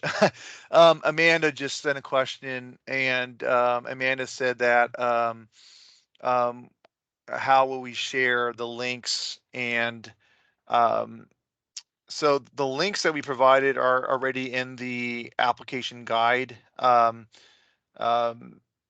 They're in the application guide document, but also we're doing two things. Number one is you can actually request a copy of this chat, and we can email you a copy.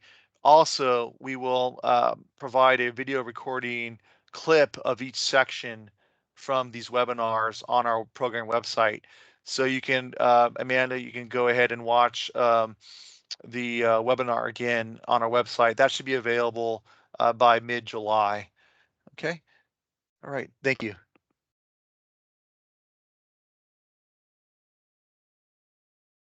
Okay, Sam, can we go to page 42? So pages 37 through 41 were previously discussed in great detail by Christine. So she did a great job on those 5 pages. So now we're going to go to the one page where we really haven't covered yet, and that's the technical assistance for applicants. So here, these are the various ways that we provide technical assistance to our applicants. And I guess the bottom line here is that the project officer who is assigned to your county will be here to help you every step of the way. And that is beginning with our application workshops that are going on right now. So this page is the first page in our appendices and begins technical assistance for this program. Applicants can have access to technical assistance provided by the competitive review project officers until the application due date. As a reminder, we will make an announcement when our online application platform, Submittable, will be open and applicants are able to upload their application. Project officers can provide feedback on checklist items, except for project selection criteria, which is checklist item number 2. So keep in mind, as with all of our other programs, the project selection criteria is frozen in time on the date of application. So for here, it would be October 8th of this year. If there are still incomplete items after the application deadline, project officers will endeavor to work with the applicants to determine timelines for those items. So please remember, we are always here to help you through every step of the process. And you'll notice at the bottom of this page, as was previously mentioned towards the beginning of our workshop, that there's information regarding the outdoor recreation leadership training. This is the department's. This is through the department's Office of Community Involvement, and it offers interactive, hands-on training that equips adults with the skills and confidence to lead outdoor recreation activities with an emphasis on camping. This training is optional for grantees. You can visit their website at parks.ca.gov/OCI for more information. So I think at this point, I'm going to hand it over to Cedric, who will speak more about the outdoor recreation leadership training. So Cedric, take it away. Thanks, Rich. So the Outdoor Recreation Leadership Training is a program that we've been providing for more than a decade and a half. It's geared toward organizations to assist them in developing the leadership skills that they need in order to take individuals, groups camping or on outdoor outings. The program is geared toward, while we provide camping as the backdrop, and we certainly teach the basic skills of camping and how to maintain a sanitary kitchen, how do you involve, up to 30 people camping during that time. All of those kinds of skills that would, how do you keep people engaged, are skills that are learned at this camp. But the other thing that we emphasize is team building.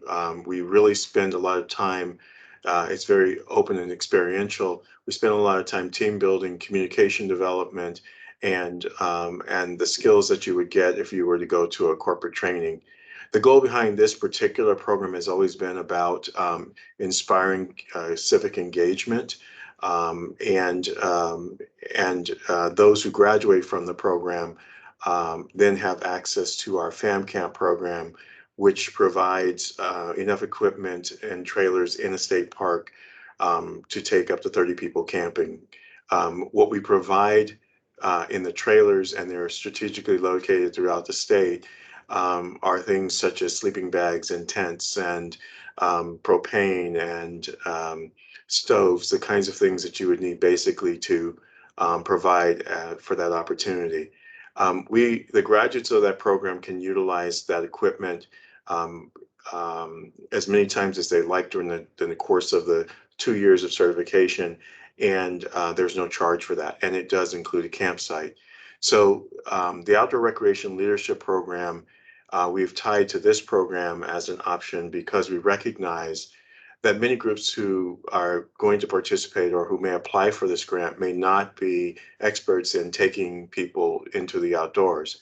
One of our hopes has always been that those nonprofits that aren't necessarily, or public agencies that don't necessarily utilize nature as a tool, will adopt it as a menu item of things that they provide the people they serve, and will give them the opportunity to expand the opportunities for their participants. So the Outdoor Recreation Leadership Program is one that will be available to our program awardees. It is also available to anyone who wishes to participate. We have a couple of classes coming up in August that are there. There is a charge for that, but it will be for those who become attendees. It'll be an optional service that we'll be able to provide for as part of your grant. So the other thing I wanted to mention when we were talking about programming and capacity development, and I don't have a flyer for this, but you can also find it at our website, is a program called Outdoor Youth Connection. And the reason I'm bringing it up is not necessarily because I want you necessarily to apply and send your youth to it, but the concept behind it is to empower communities to build capacity so that you have additional individuals, in this case youth, who develop skills similar to what they would get in the Outdoor Recreation Leadership class, where they developed camping skills and leadership skills, and then they are required to do two things. One, provide an opportunity to lead and plan an outing for their peers. And then the other is that they would provide and organize and execute a public service project. The reason I bring this up is because this is an example of how you might be able to expand your services when we talk about how do you provide new opportunities. Because the premise behind when we developed the Outdoor Youth Connection program some 15 years ago is to provide an opportunity for youth to in some cases be an extension of the staff of the programs that they're a part of. So that's one way in which you can begin to bring people from your community or from your home base, get them additional training that they are able to work with others. And behind the youth program, specifically, many of them work with younger individuals. They are kind of on a concept like Science Camp, where you have older youth working with younger kids. So the opportunities are enormous in this program. We recognize that people are going to come to us with different capacities, and we don't want people to shy away simply because this isn't their getting people into nature isn't their expertise. But it is available, and what we want to do is make sure that we are reaching communities that are currently underserved, and communities that we want to reach are being served in many different ways, from natural experiences and providing those to providing counseling services and others.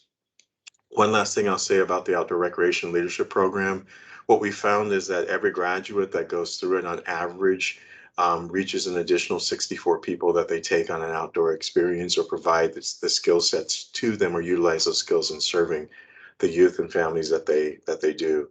We also found that over 98% of the people who come out of that class find that they have the confidence to go out and provide whether day activities or whether there are multiple day camping experiences.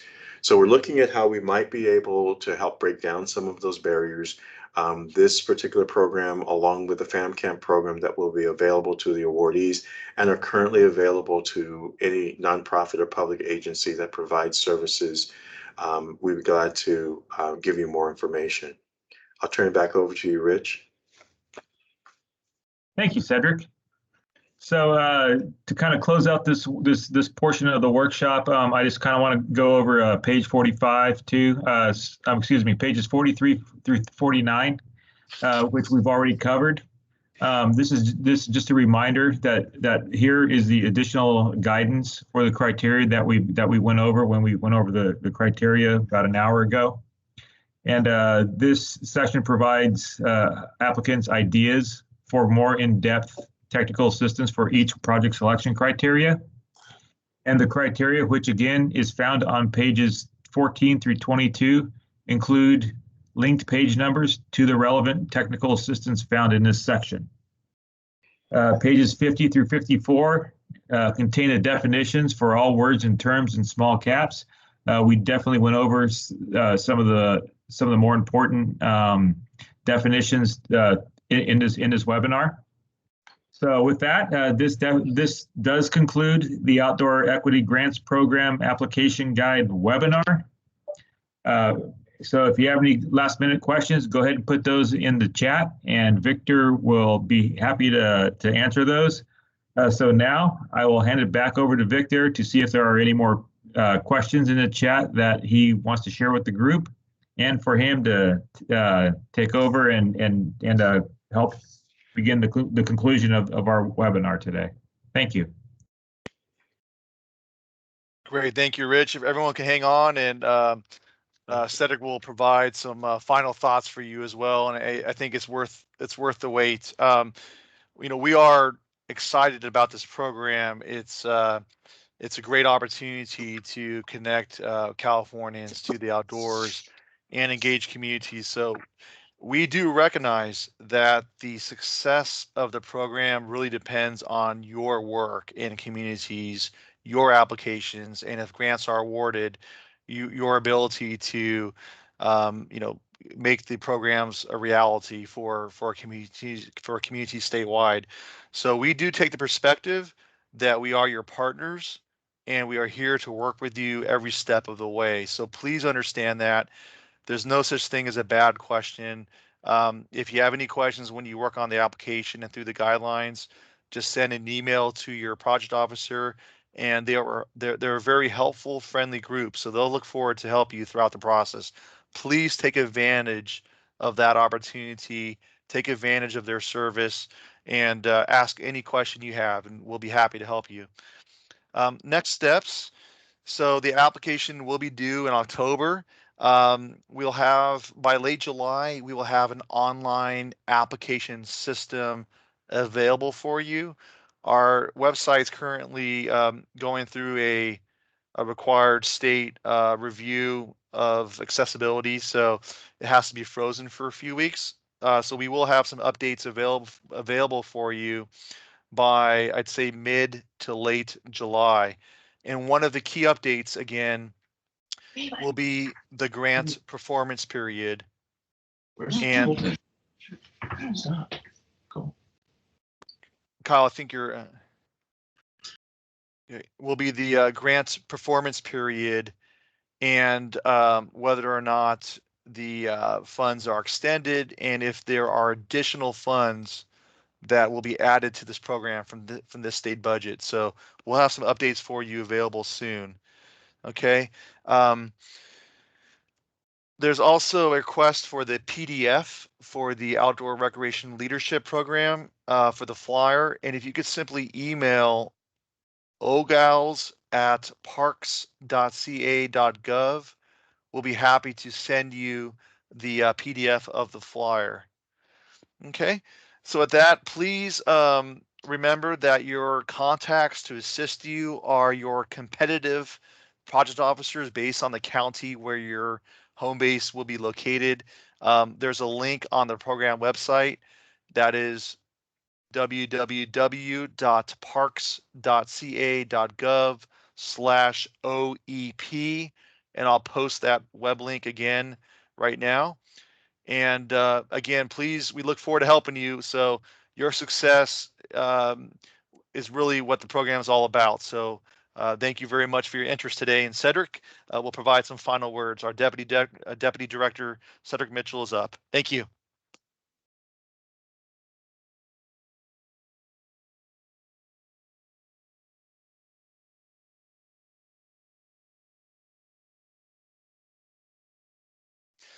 Oh, he may have been disconnected. So I just saw, Cedric, are you disconnected?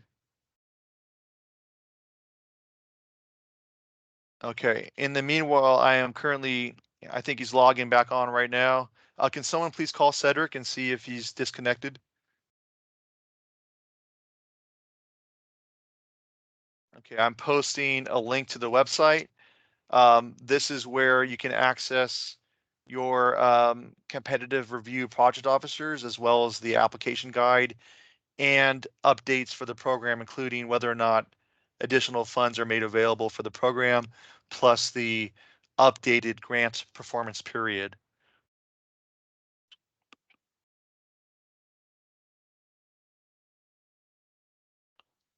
Okay. We're calling Cedric right now. I'm back. Okay, Cedric's back. And thank you all for your questions. It helped make our presentation better. So thank you. Okay, Cedric's here. Thank you. Sorry about that. I had a technical problem and I seemed to drop off, but I appreciate your patience. One of the things I'd like to do is just for a moment, have you reflect back on when you connected for the first time with nature. And I'm not going to take you through an exercise, but when I ask people to look back on their first time with nature, the thing that happens is that they're often able to reflect back many years, and often that reflection is often very personal to them. They're able to not only go back and remember their first time or an important time for them, but they also remember how they felt and they remember the things that they've seen. Regardless of the time that goes by, once you make that connection to nature, it is yours, it is personal, and it becomes the foundation upon which you look at the natural world and how you will engage in it and how you will look to protect it. What we're looking for is an opportunity to give more people the opportunity to experience that. And the way that we do it is in multiple ways. We recognize that there's no one answer on how we're going to reach people and how we're going to connect with them. But the opportunity with this particular program is unique in that it gives us the opportunity to have a statewide partnership that will allow for us to reach communities and reach people who have not been reached before. What I will continue to encourage you is to look at what you're doing and find the things that you have done best and build off of it with this opportunity. Because it's not just about doing business as usual, it really is about the opportunity to take the lessons that we've learned and to create something special so that we can tell a story to the world that these investments are not only worth it, but empowering people to have control of their own destiny and using nature as a tool, not only for the importance of the health benefits and the mental health benefits that it brings, but also the fact that having those connections will improve the quality of life for the people we all serve. These are preventative measures.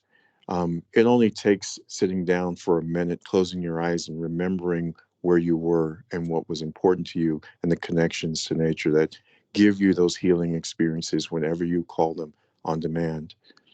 The opportunity here is unprecedented. We're hoping that there will be more money. We'll see what the budget offers in the way of additional funding.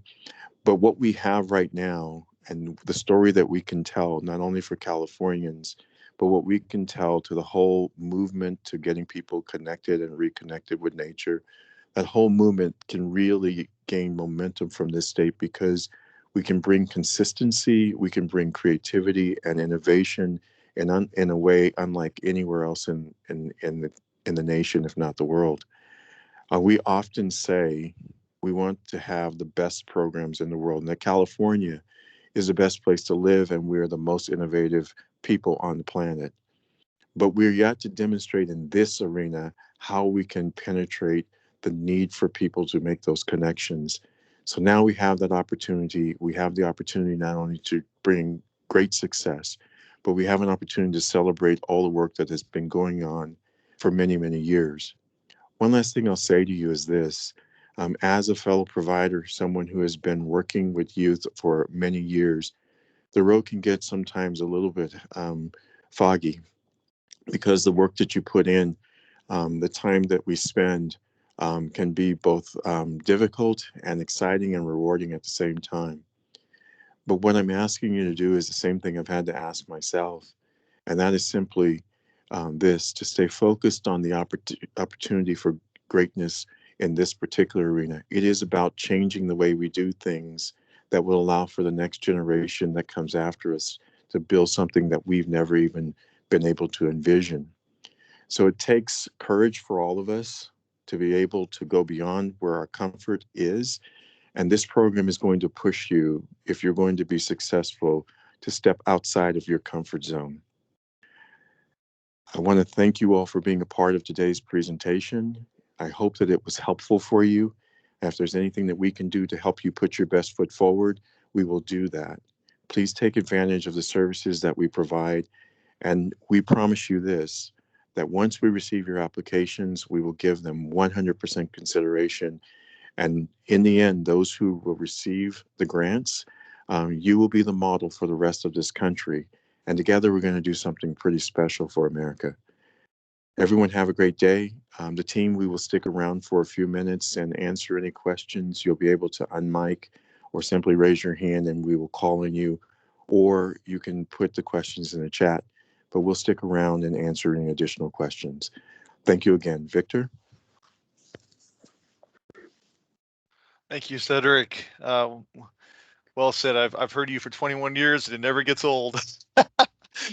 Keeps me working hard.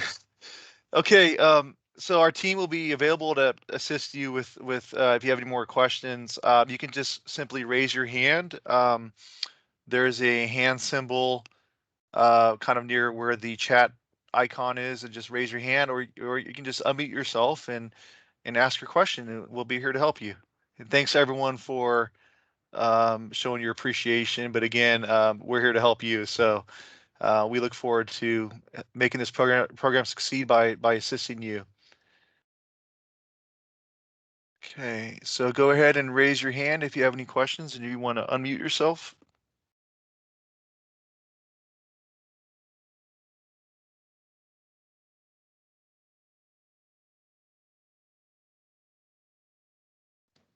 Victor, it looks like we have a question from Amanda. So Amanda, go ahead.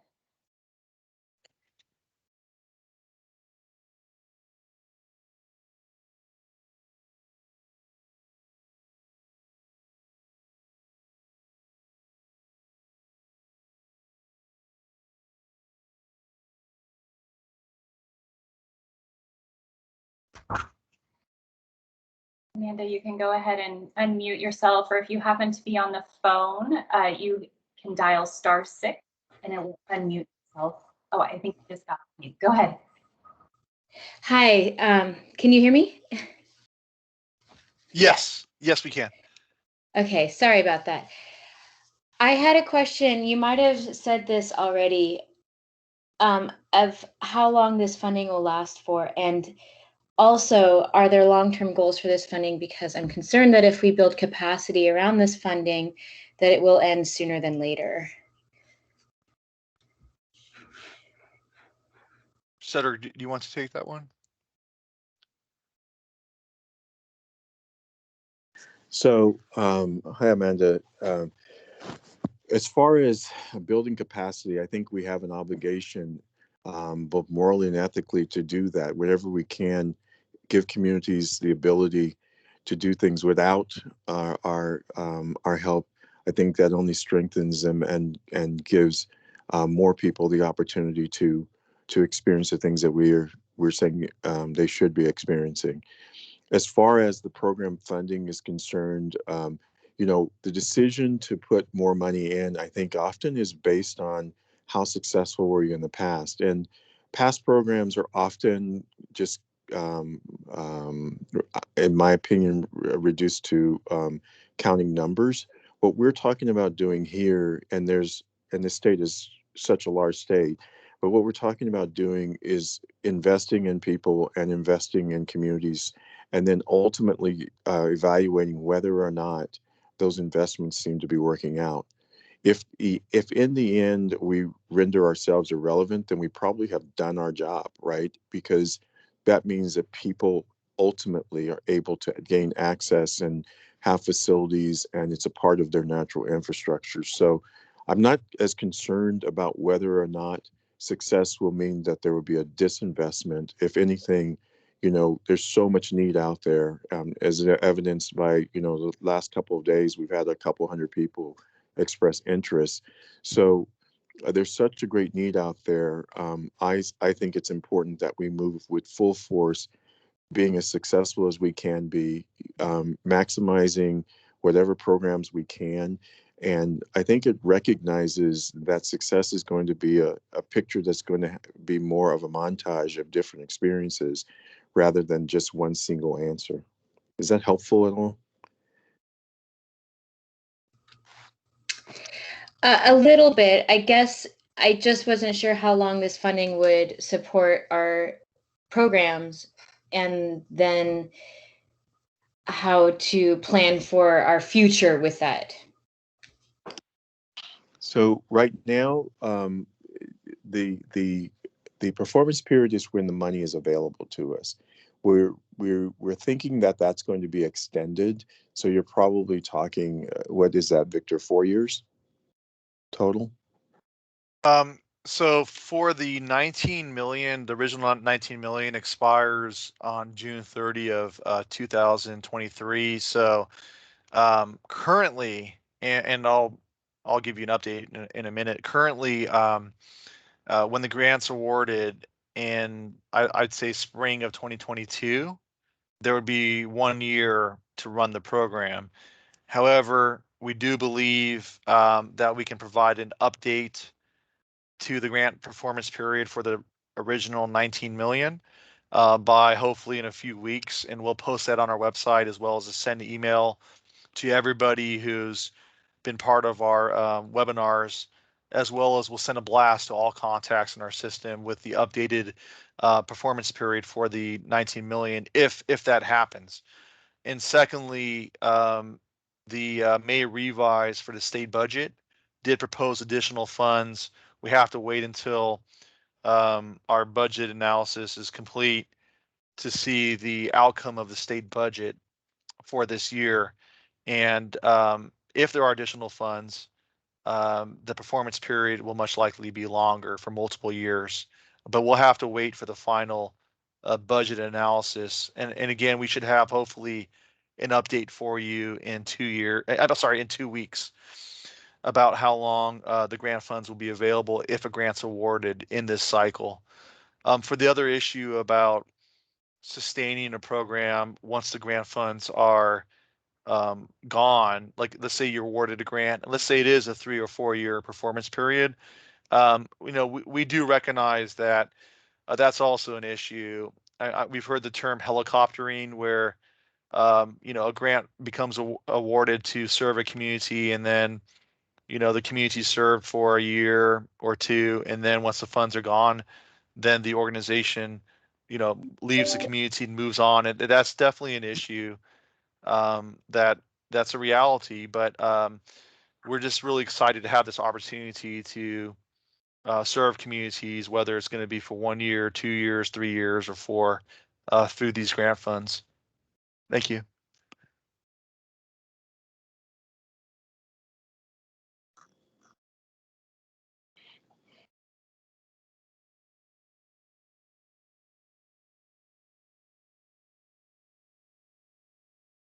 So we had the next question was from, let's see here, Donna had her hand up. Donna, if you still have a question, if you could unmute yourself and ask your question. Hello, I'm Donna, and I enjoyed your presentation. A lot of good information. You mentioned that you would prefer a 1-year long program and that you're also looking for a high number of activities to be planned in addition to the educational component. Is there like an ideal amount of activities, field trips? Like, would once a month be good, or are you looking for something more than that? That's a really good question. I'd say it really depends on how much funding you're asking for, what your organization or partners, remember partnerships can be a key aspect here, what your organization or partners are capable of providing. Again, we do recognize that let's say a lower grant amount under $100,000 may deliver less services in some cases than a larger grant request of $500,000 to $700,000. So we'll take that into account. But I'd start off with returning that question with asking you to really consider what your organization is capable of providing, as well as partners, and following the criteria 1 through 6 to score as many points as possible. And so I think that will get you off to a good start.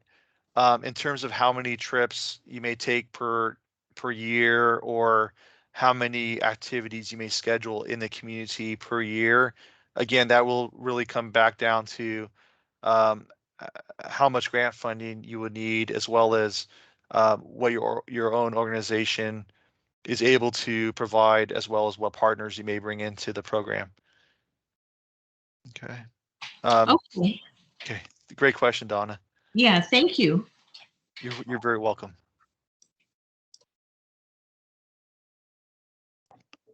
Elba, you are next. Go ahead and unmute your microphone and ask your question. Hi.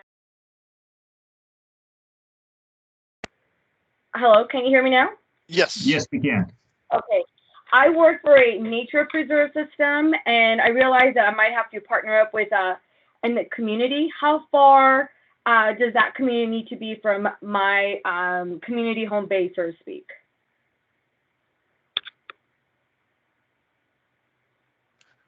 Okay.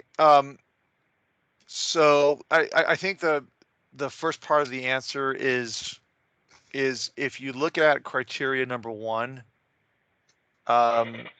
criteria number 1 does look at some demographic data in terms of like poverty, etc., as well as why that community is underserved. If your headquarters of your organization is located in a community that meets that intent of being underserved with poverty, etc., then definitely your headquarters, your office can be the community home base, especially if you have meeting space, whether it's outdoors or indoors, to help organize the activities and organize services. Now, if your office or your headquarters, your center is maybe, for example, higher income, or already has a lot of great services taking place, you may want to target another part of your another part of town, or another part of the city, or another part of your county that may be more underserved and may have more challenges affected by poverty, etc. So it really depends on, start off with criteria number 1, and this program is structured to steer applicants to propose a home base in a area affected by poverty that's underserved. So that would get you off to a good start based on criteria number 1. Victor, can I add to that, Elba? Sure. It sounds to me that if your nature center is a ways from an area, you're trying to bring people into that center. Once you select the neighborhood that you want to serve, it sounds to me like you're going to have someone from your organization that's going to be in community, or a partner that's working in community at the home base, and that yours is the destination that you want them to come to consistently, but that you're providing in community services. And I'm not sure that the mileage requirement, I really haven't thought about that, but as far as what I think you're saying is something that is very doable, that that you want to identify a community, you want to provide services, and the services through that partner or through your staff that are going to be in the community you select, or the home base that's in the community, we can is an eligible cost. And am I correct in that? Is that what you're saying?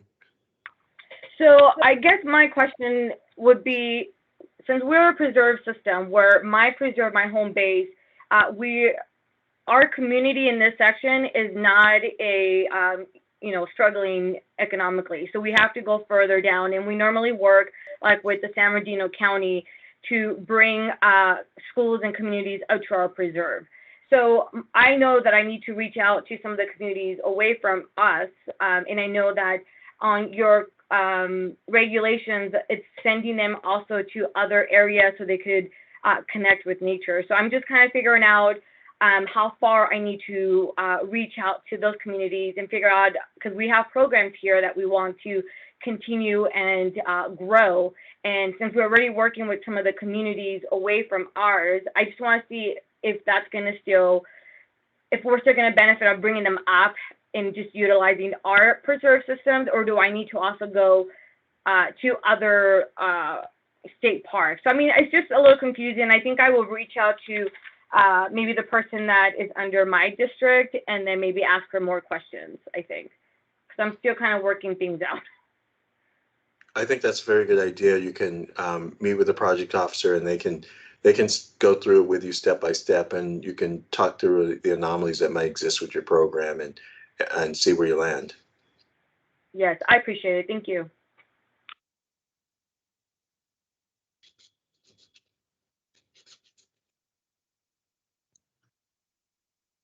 Are there any more questions? So if you have any more questions, go ahead and raise your hand, and we'll be more than happy to answer them.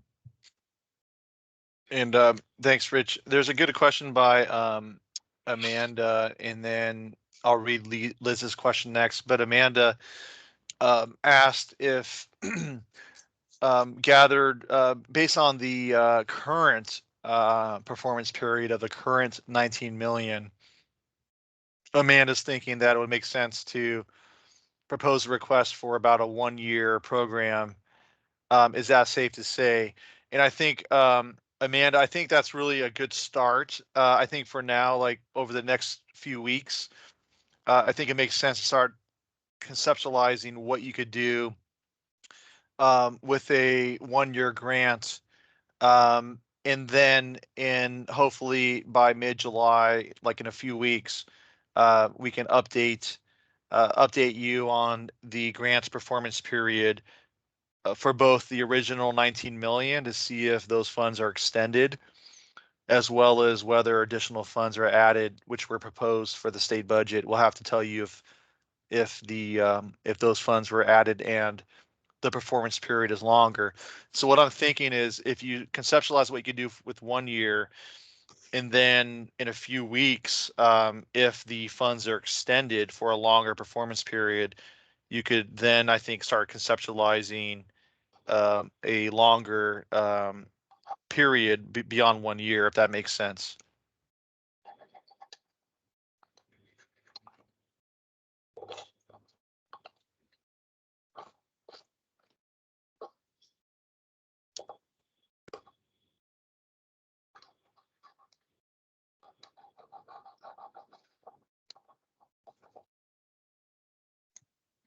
Angela, go ahead and unmute and ask your question. Yes, hi. My question is, what's the measurement of a successful program? Not so much in the long term, but after like that 1 year, are there specific milestones that we should be looking to kind of survey and analyze so that we can make the program better? Yeah, it's a really that's a fun question. I think Cedric may have, or Rich may have some additional thoughts, but I'll give this a shot. Let's kind of boil this down to the, I guess, the fundamental need for this program, and that is that we recognize that many Californians, especially youth, don't even get to visit a beach or a forest or a wildlife area, a natural area, by the time they graduate high school.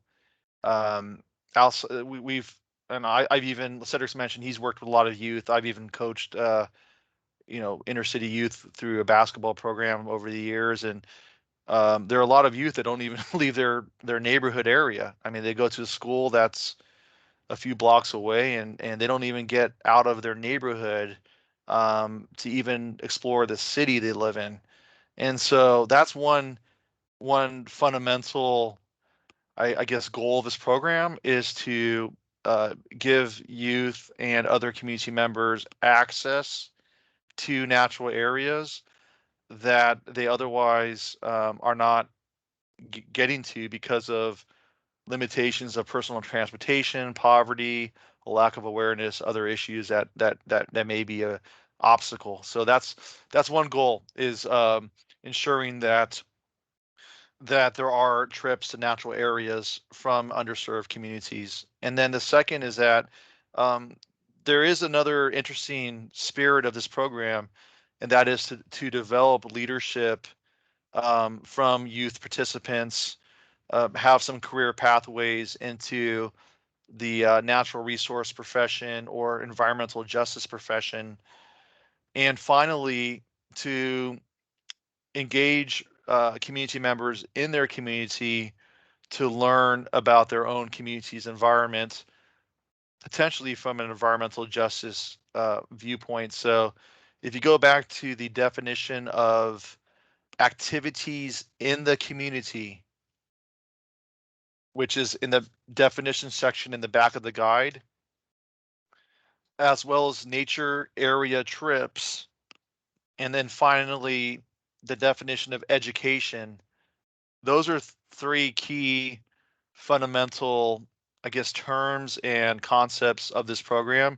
So if you are going to deliver activities in the community per the definition of that term, and have nature area trips from the community to natural areas, and within both look at the definition of education and reach those goals, you are going to, I think, be in the right track. So great question. Is anyone else want to add to that? Sure. I'd like to just add a couple things, Victor. So, this has been like a pressing area for those of us who have worked with people for years, right? It's defining success, and I think the low-hanging fruit is often, how many trips did you make and how many people did you serve? But there's many of us out here who really try to ask a deeper question. What's the quality of those trips, and has it affected people in a longer term or even in an immediate way? Some of the things that we've experimented with was to try and do assessments, baseline, to understand, what is the person's experience and how do they self-assess with their confidence levels, since we provide kinds of trainings that really look at communication skill development and team building and confidence development. And what we did was look for, do a baseline, and then 3 days later to see whether or not there's a confidence influx, and whether they feel better about the way they're engaging the world. And we found some preliminary results, right? We saw things like at least a 10% increase after 30 hours. And then whether or not that played out is, did they do activities in community? Are they becoming more civic minded? Are they extending themselves beyond just nature? It really, for the communities that we are working with, for what we do, our programs, and I'm speaking about like outdoor recreation leadership and outdoor youth connection and others, but we look for things like, Are they becoming more civically engaged? Are they looking at improving quality of life for the people who they are living with and around? Are they engaging in activity on their own? Are they utilizing parks, whether those parks are close to home or whether those parks are far away? Are they doing it more regularly than they would have before? And so those are signs of success because they go beyond just the normal counting the numbers of how many people actually went through, but not understanding the quality of their personal experiences. We're still developing some of the additional things that we might want, the milestones that we might want to reach. And the reason I'm saying we're still developing it, because I think it's going to be a conglomerate of things that actually happen when we all do our programs. Programs bring different results for differing approaches, but yet they all have a benefit toward, a more solid, more engaged society. So we think they're going to be able to tell a story at the end of all this. So we may be calling upon those who are doing the programs to even give us testimonials and visual kinds of experiences where we see the growth of individuals. The reason I'm saying, and I know we're not giving you an absolute answer, but I've worked with young people who have had learning disabilities, and some have had, maybe they're on the spectrum. Others are, are going on to college and doing other things, but the thing that we've learned is that people grow in different ways. What might be a simple thing for one person really is a huge endeavor. I mean, a huge accomplishment for the person, especially if they're struggling with being social and engaging with other people. And if you suddenly, after your trainings or after your opportunities, you see that improvement, you can't deny that that is a major success, and that is going to be a major success for that person. But you may have someone who's also extraordinarily outgoing, and you'll need to measure their progress maybe in a different way. Maybe they become an orator. Maybe they're coming out and they're engaging in other issues of social justice, or maybe they're looking at environmental justice issues and engaging actively. That's a big difference for them. So we know that this is not going to be an easy one, but we're trying not to get into the traditional frame of just thinking, how many people did you serve? And that number is representative of whether or not you have been successful. It can't just be about, a large $700,000 grant or a, $50,000 grant. They need to be valued equally in what the success that they're going to be able to provide.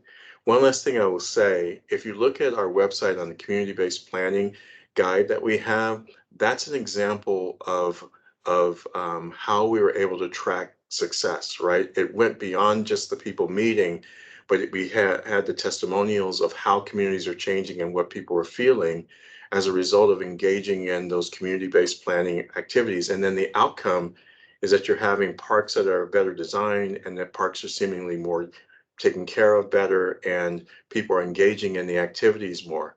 Even from groundbreakings to ribbon cuttings to daily use, there seems to be more people engaged than that were before we introduced the concept of community-based planning. So I know that's a long winded kind of answer, but this is a work that we're going to be working in parallel with, because we have a suspicion that when you give us all of your plans and we start making those selections, that they're going to see different things coming from different organizations.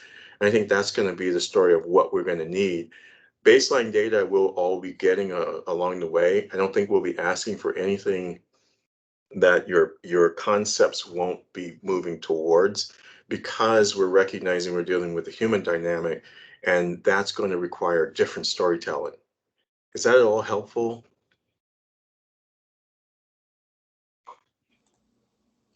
Yes, yeah, that's very helpful. Thank you. So I developed a program last year, and it was around resiliency and social connectedness. And so we had the same question, and it's still ongoing. But like you said, I agree. It's very personal and unique to each demographic, and a standardized measurement isn't useful in this instance. So thank you very much for the information.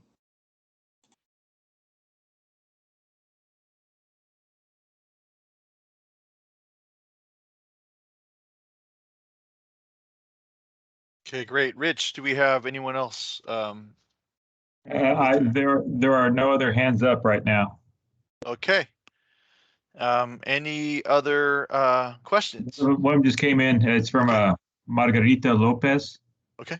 So go ahead and unmute, Margarita. Hi, this is Margarita Lopez Pelayo with the Coima Beautiful. I just want to say thank you for this workshop. We're really excited about this grant. I feel like this has our name written all over, and we're excited. Just this last weekend, we took out 100 community members of mixed ages to the beach, and the families, some of them it was their first time seeing the ocean, even though they migrated to this country over 20 years ago.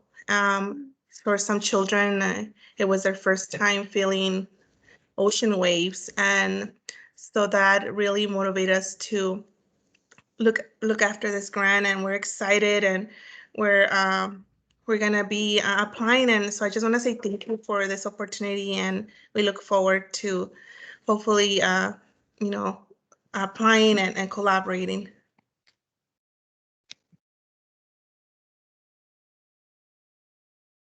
Yeah, I was waiting for Cedric. That's a great great story, Margarita. Yeah, it's great to hear that, and hopefully there will be many more families and communities that get to experience California's beautiful areas.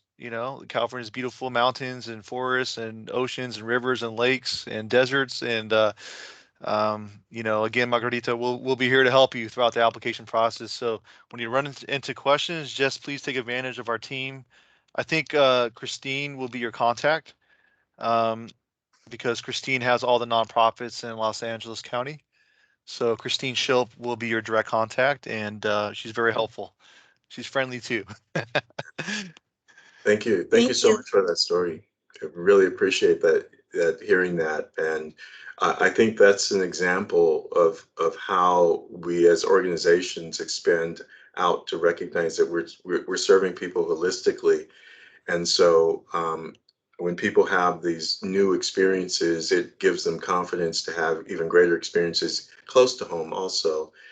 So you build that when we talk about building capacity within community, that's exactly what you were doing when you are taking these families through these new experiences and continuing to work with them both outside and inside the community. So that's the kind of thing that we want to hear. The testimonial in itself begins to, when you hear their voices and hear their stories, that's the one way in which you evaluate whether or not you're finding the success that you are finding. And so the key, as an example, when I've done similar things, is that are people doing it again? Do they want to have these additional experiences, and are they taking advantage of the spaces around them to try new things? So thank you for sharing that.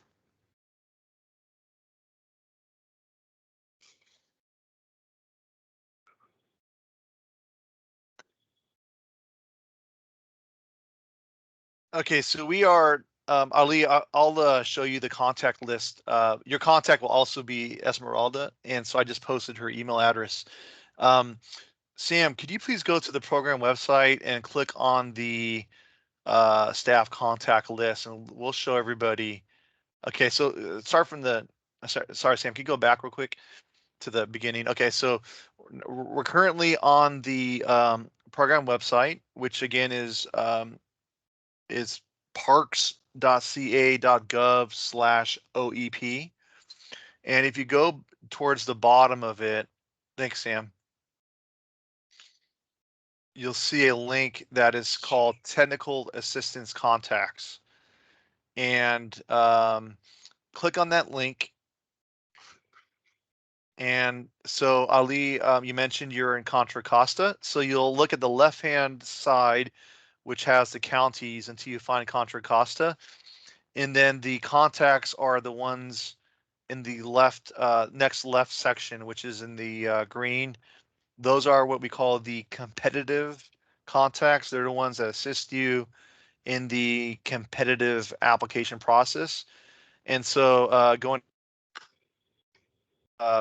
email address is listed there. And so Esmeralda will be your contact. She is also very friendly and helpful. So please take advantage of your contacts. So now we did have we do have some organizations that cover the entire state or multiple counties. And so your contact would be maybe different based on the county where each home base will be located. Okay. You're welcome, Ali. And you're very welcome, Liz. And Nikki, thanks for posting the link as well. Nikki has the Fresno and a lot of the Central Valley region. The whole team's helpful. I just want to keep on saying that they're all friendly, approachable people, and they really care about their work. So, please don't be shy.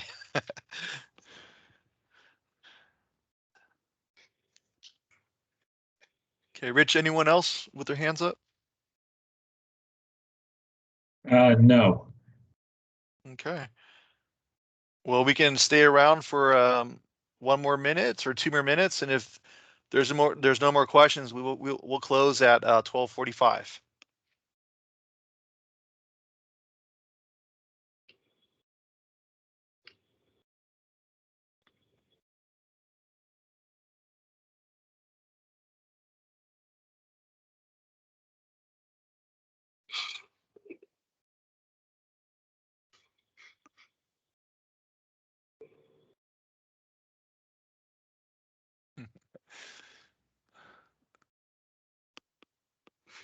Thanks, Gil.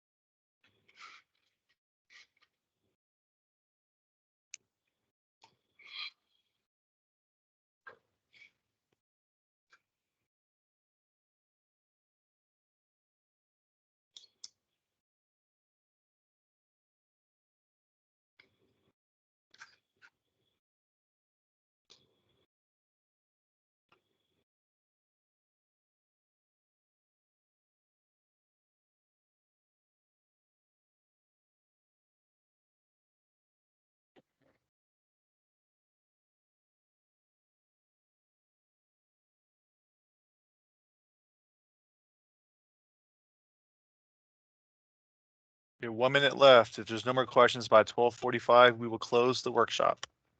Thank you.